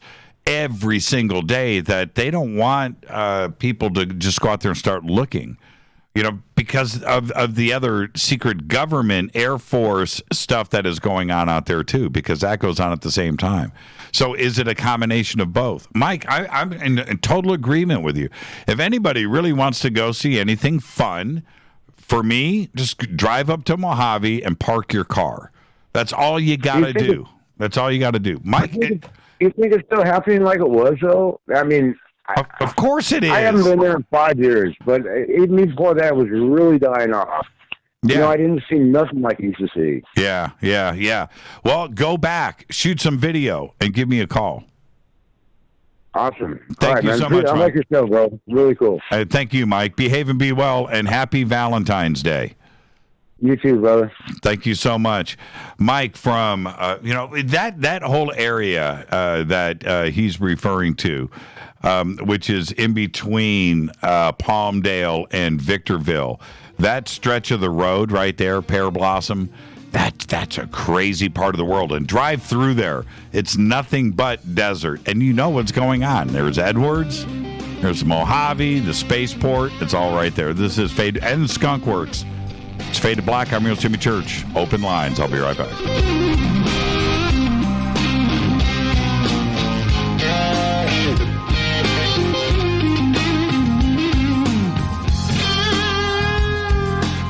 Hey, what up, y'all? It's your girl Vivica Fox here, and you are listening to my boy, Jimmy Church, on JimmyChurchRadio.com. Despite popular opinion, reading a book will not make you smarter. But listening to Jimmy Church will. Hurricanes, earthquakes, wildfires. This year we've experienced more than our fair share.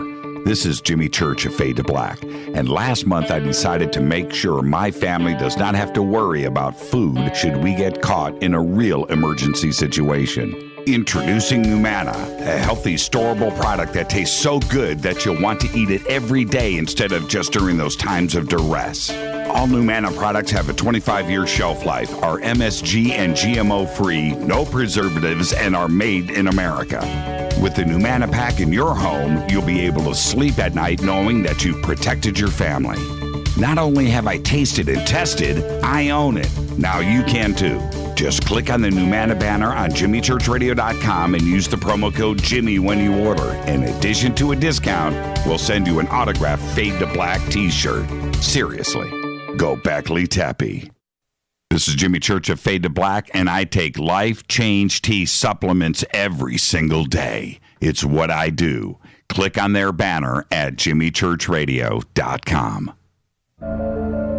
When you take the beans from Central America with dashes of Indonesian and African mixed in and then roast it to the dark side of Fade to Black, you create the ultimate brew of fringe. Introducing the Fade to Black blend from River Moon Coffee. Yes, River Moon's darkest customized roast was created for the love of Fade to Black. The alchemy of masterful roasting and smoking the beans is in every sip of this full-bodied, dark Java. I need my coffee dark, deep, with distinct bittersweet chocolate highlights, just like the bunker.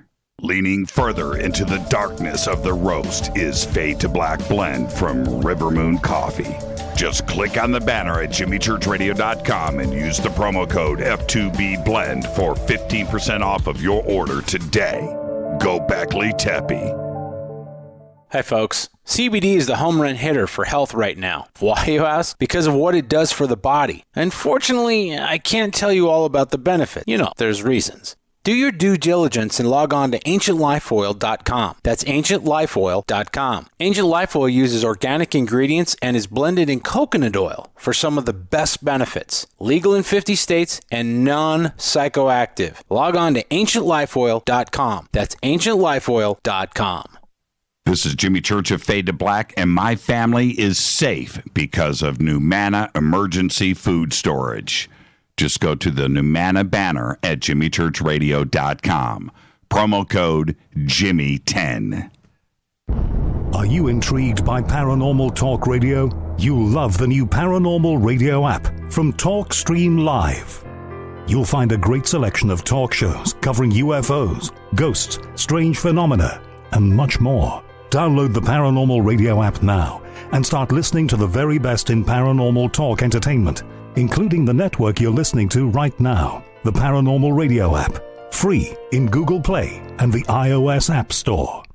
Erica, Brittany, Gabby, and you're listening to JimmyChurchRadio.com. It's not a lifestyle we chose. We were born this way. KGRARadio.com.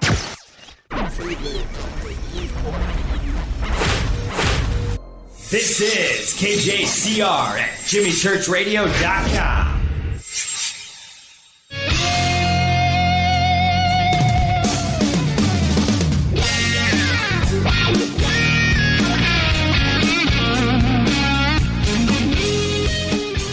Welcome back. Fade to Black, Thursday night, Fader Night. Open lines all night long.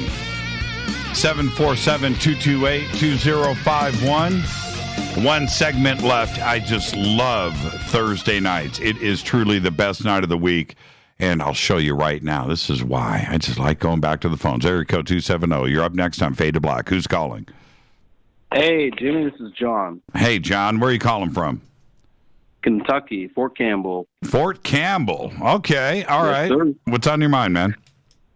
All right. So I have a couple questions, man. I know you talked to Corey and David Wilcock, and, you know, I've been having these certain dreams that I've been dealing with, and they've been getting progressively more in depth. At first, it started as like a feeling of an extraterrestrial, but the more that I watched these, you know, David Wilcock and wisdom teachings and stuff, last night I had this dream that I saw a crap ton of TR-3Bs in the sky, and one of them landed in my backyard, and I met this agent in a, you know, like a tuxedo type fashion, and he was talking to me, and then I was speaking telepathically with this alien, and then, you know, all this other stuff started happening and stuff like that, and I was, you know, I'm trying to figure out, like, what does this mean? Because I know that they communicate to us within our dreams and within our waking life and stuff like that. And so what's your opinion about, you know, something like that happening? Well, I want to know what they said. What did they say? So it was the dream. What was said was very vague for me. It was like me asking a question. It was like, you know, what's going on here? And the overall feeling that I had from this dream was complete disclosure. It was like the extraterrestrials just completely saying, you know what, screw what the government's saying. We're disclosing ourselves, but the only thing with that, it was, I know that the TR-3Bs are a government project, and I met with this government agent, and then so the general feeling of the entire dream was just, we're letting you know that we're here. And you have been chosen to know that we're here. And then, you know, in my dream, my girlfriend was with me. And it's kind of funny because after that, I went in the house and she witnessed this. And I was just like, you know, like when you say somebody with fervently, like I told you so, man. Like, right, of course. I do it every day. Yeah. Well, John, what do you think? Do you think that disclosure is imminent? Do you think that we're on the edge of something big breaking out? You know, like all my life, I've always felt, you know, kind of connected to the universe and stuff like that. So I think, like, with the upcoming events, with all the events going on right now with tribunals and all that stuff, like, I think we're on the cusp of something very large about to happen, you know, whether it's extraterrestrial or whether it's with this consciousness shift or whatever, you know, because I'm in the military, right? I'm able to deal with pretty much anything. And lately, things, you know, and I've kind of noticed that things have just been going haywire with my life. And I'm like, where is this coming from? And then when I watch, you know, all these videos and they kind of explain it, I'm just like, oh, okay, you know, I have an idea of why this is happening. Well, it's because the Earth is going through a consciousness shift. And if you're, you know, kind of sensitive to that, then it's going to affect you a little bit more than your average public. Well, let me ask you this, John. John, what's your MOS? What's your MOS? I'm a 13 Bravo. I'm a Candy crew member. Okay. Now, do you think that that you could, after PT, right? You're hanging out with the guys, right, and the girls. You're hanging out, and do you think you could bring up the subject of UFOs? Most people, I've brung this up a couple times, and most people are kind of like shove me away and just like, yeah, you're crazy. Yeah. Do you think that your CEO would pull you aside and go, hey, man, I think you need to go see we're going to send you over to the infirmary. You need to go have a visit with the doc. Do you think? And you know what I'm saying. I'm an Army brat. And I used to hear these conversations all the time. And when you're in the military, you've got a strict rule book that you have to live by, and you've got guidelines. That's right. You get an order, and that you can't say no. Right. I don't think so. I'm just gonna take the day off. Well, it just doesn't work that way, does it? So no, sir. No, it just simply doesn't. And so, what do you? I've brought this subject up to a couple of my NCOs and stuff like that, and very few of them have been like, yeah, you know what, I totally fucking agree. Like, some shit's going down, Like, I don't believe that we're just here because we're just here, Extraterrestrials have involved themselves with us throughout the ages. That's one side. On the other side, I get the NCO who's just like, what the fuck are you talking about? Hey, Dad? no foul language, John. No bad language. Okay. Kids listen to this show. What are you talking about, guy? Like, you need to just do what you're told and act like a robot. And I'm just like, well, that's not me, man. Right. I'm a free spirit. I'm from California, so like, that's how I was born.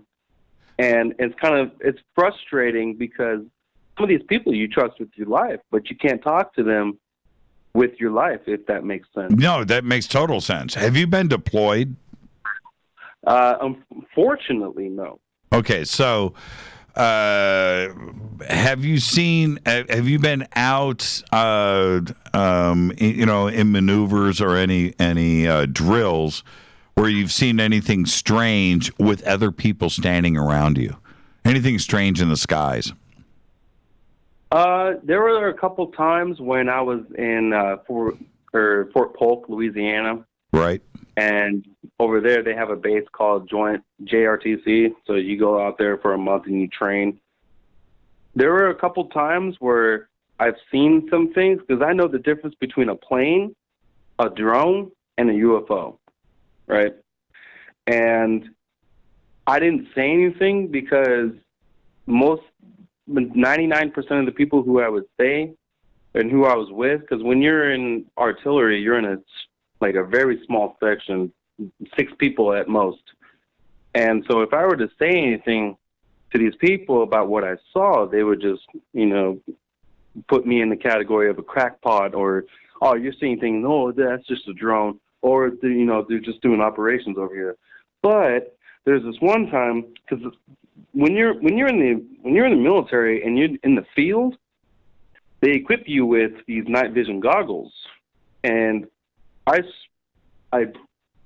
I'm, for lack of a better term, I promise you, most of the time that I was in the field in these exercises, I was looking up with these night vision goggles. They're infrared goggles, and we all know what you can see with infrared goggles. Yes, I have them. I sell them. Oh, man, I would love to buy a pair. Yeah. Oh, my gosh. Yeah, absolutely. Go to hoffmansoptics.com. If you go over to my website, you'll see the banner there. Click on it and scroll down. You'll see the deep blue, the Jimmy Church model. And you need to peep those out. They're the same ones that you guys have. They're the same ones. And but we have them commercially available, and so anybody can go and purchase those and go out and do what you're saying. Just go out and look at the stars guaranteed you're going to see something. I guarantee it. It's just a guarantee. Oh, yeah. It's always a guarantee when you have night vision goggles because you can see there's different light spectrum than you can with your naked eye. And to continue with my story, I've seen a lot of weird things that would change directions abruptly. And, it's I feel kind of like alone on that subject when I was in the military because, who are you going to talk to about this kind of thing? I know. You're in the military and they're following orders, but you're, in a sense, following orders, but you're also open-minded. About this subject. You can't follow.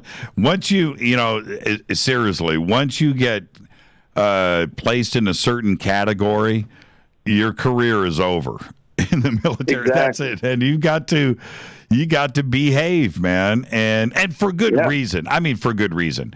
And you know that all the insiders that we have with the alliance and everything, they have to remain anonymous.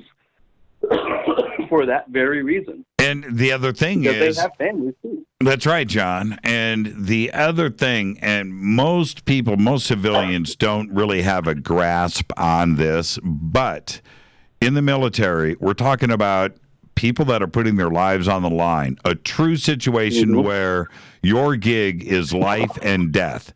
And your surviving and your success is based on who is supporting you to your left and to your right and who has your back. And there can't be any questions. There can't be anything just a little bit off of dependability. It's got to be 100% period. And that's the way the military is. And if you're going to be outside of that in any way, then there's no place for you in the military. I need to know that you are who I need you to be, right? And I'm talking, and that's it. You can't have, if there's a little bit of a question mark, then that's you've got to step aside, and they realize that. So, but thank you. Not always. Well, not always, but sometimes you get that one NCO or your leader who's like, you know what, I'm with you, man. Like I got your back. You want a question? I'll tell you. But, excuse me. Change the season. That's okay. That's okay. Fluctuation. Hey, John. Sometimes. Okay, Go ahead, John. I'm sorry. So you get these things you get these people who sometimes back you up, but it's very few and far in between. And before I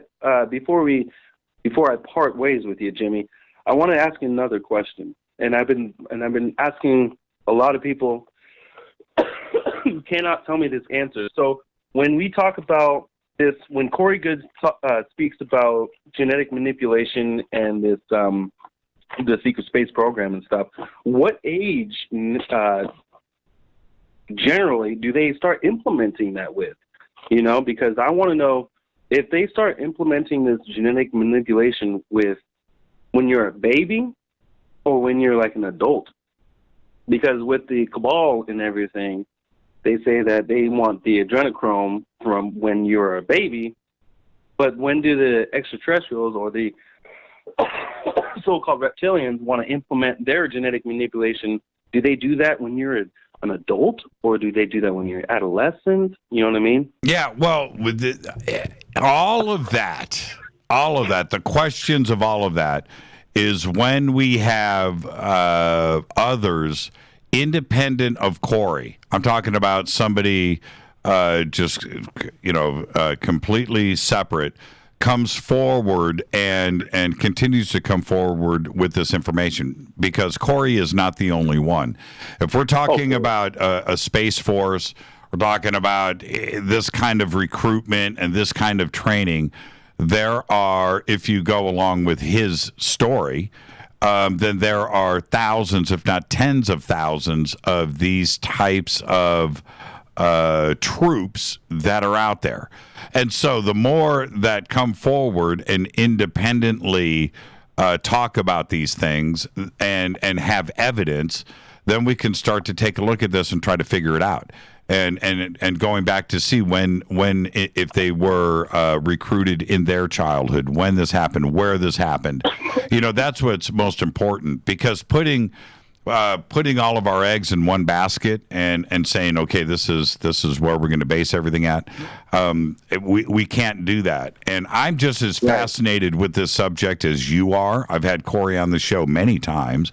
I've had Jason Rice on this show. I've had Randy Kramer on this show, Andrew Bishago on this show, and others that have talked about these programs. We need more to come forward, and I think there is something to their experiences, but it's to independently verify. Or is it just a fantastic story? Or, and John, let me say this. I put all of them, every single name that I just mentioned here, I put them in like 4 categories or maybe 5, right?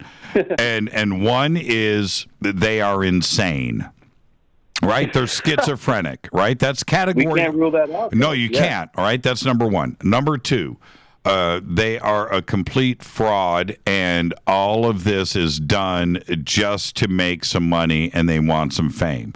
Or category. You always have to maintain sense of skepticism. Right. Or category number 3, it's all real.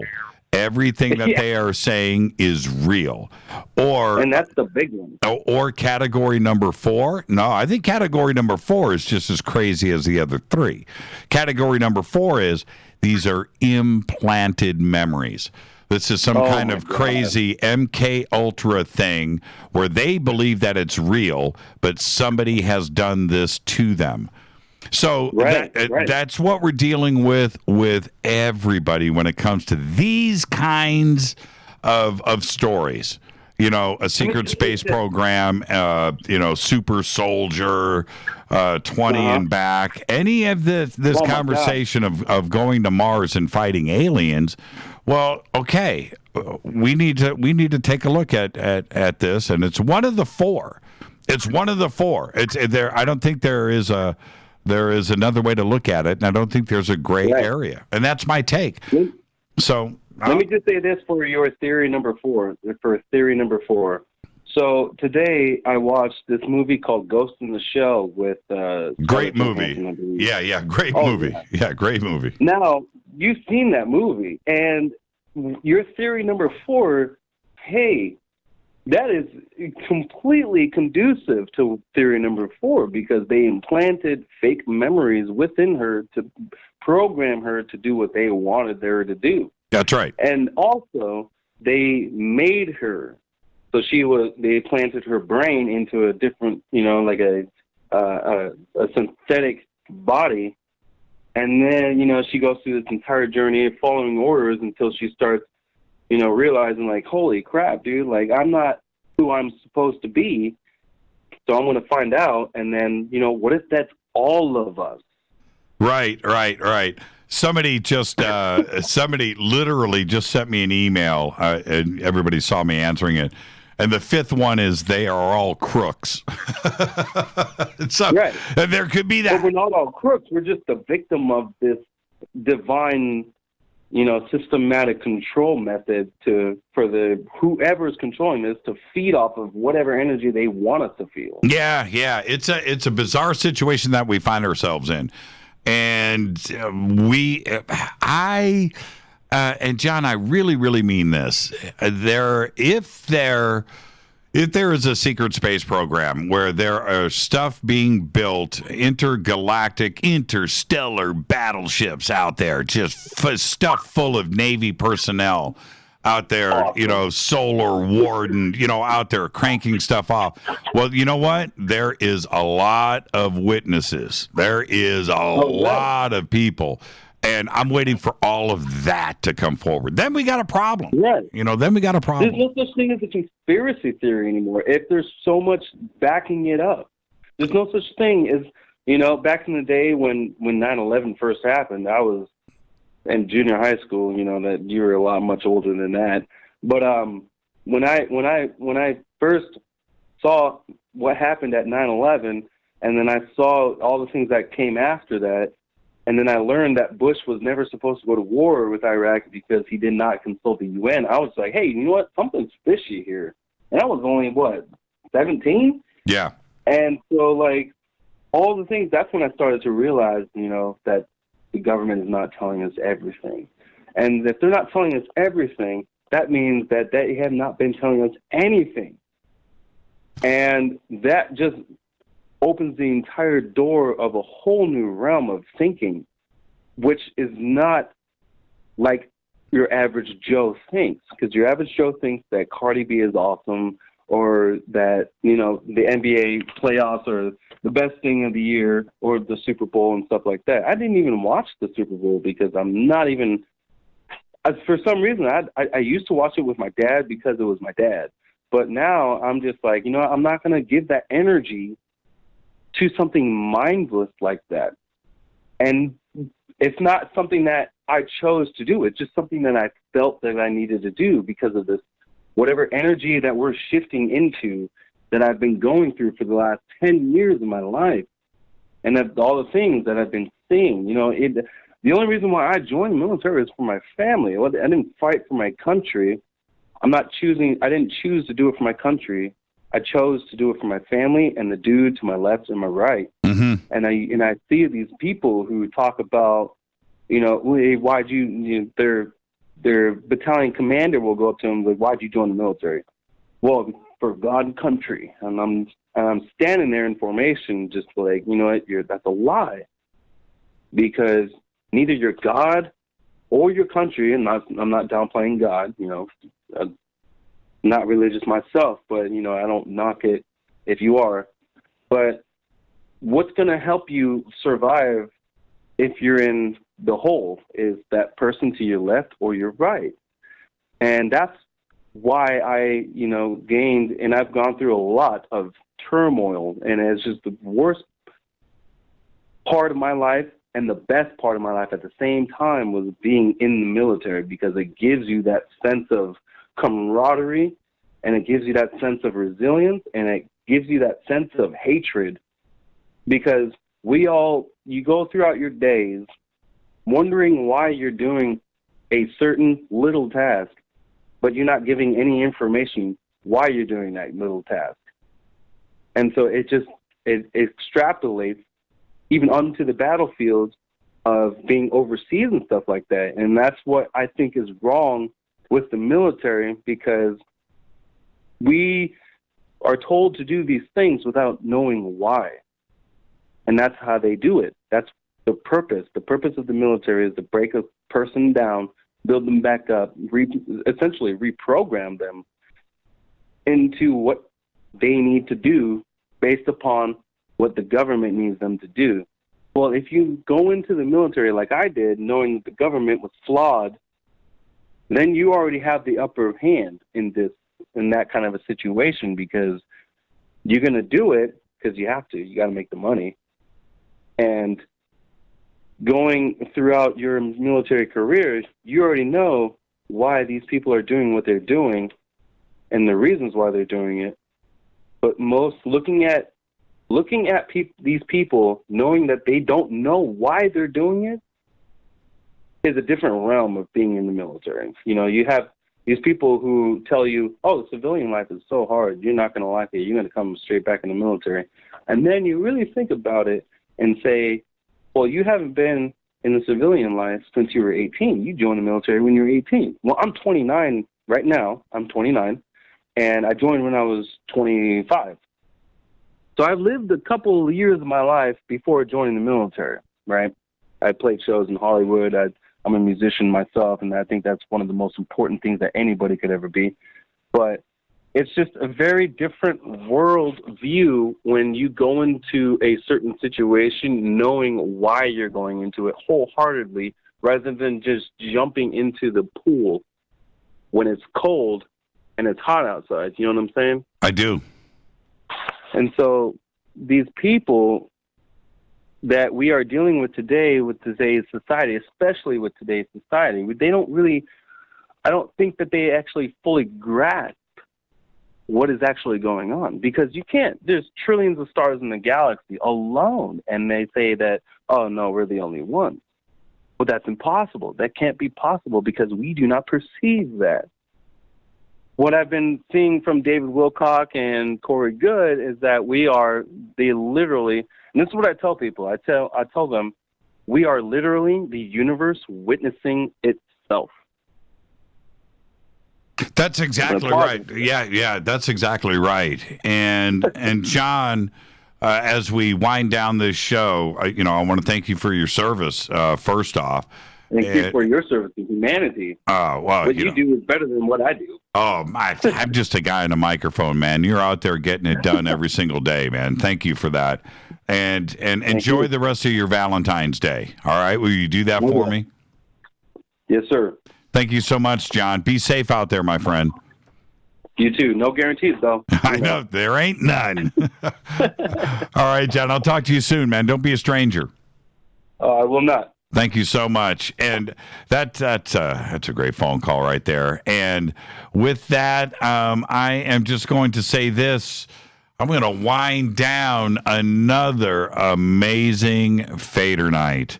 I want to thank everybody for all of the phone calls tonight and all the tweets and everybody hanging out and all the email. And, of course, Serena Wright-Taylor and Douglas Taylor that came in earlier.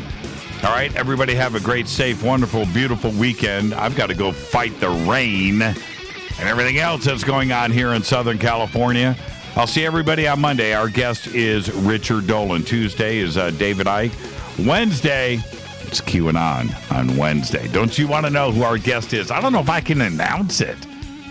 Yeah, I don't know. That's a secret world right there. Fade to Black's executive producer is Rita Camarion. Shows produced by Hill J. Palm, Renee, Dennis, and Bob. Announcers are Steve Harder, Gene Vitoa, Mark D. Kovar. Webmaster is Drew the Geek. Music, Doug Aldrich. Intros, Spaceboy, SpaceboyMusic.com. Fade to Black is produced by KJCR for the Game Changer Network, and syndication is KGRA, The Planet. It's broadcast owned and copyrighted 2019 by Fade to Black and the Game Changer Network. It cannot be rebroadcast, downloaded, copied, or used anywhere in the known universe without written permission from Fade to Black or the Game Changer Network. I'm your host, Jimmy Church. Follow me on Twitter at JChurchRadio. Until Monday, everybody have a great weekend. Be safe. Go Backley Tappy.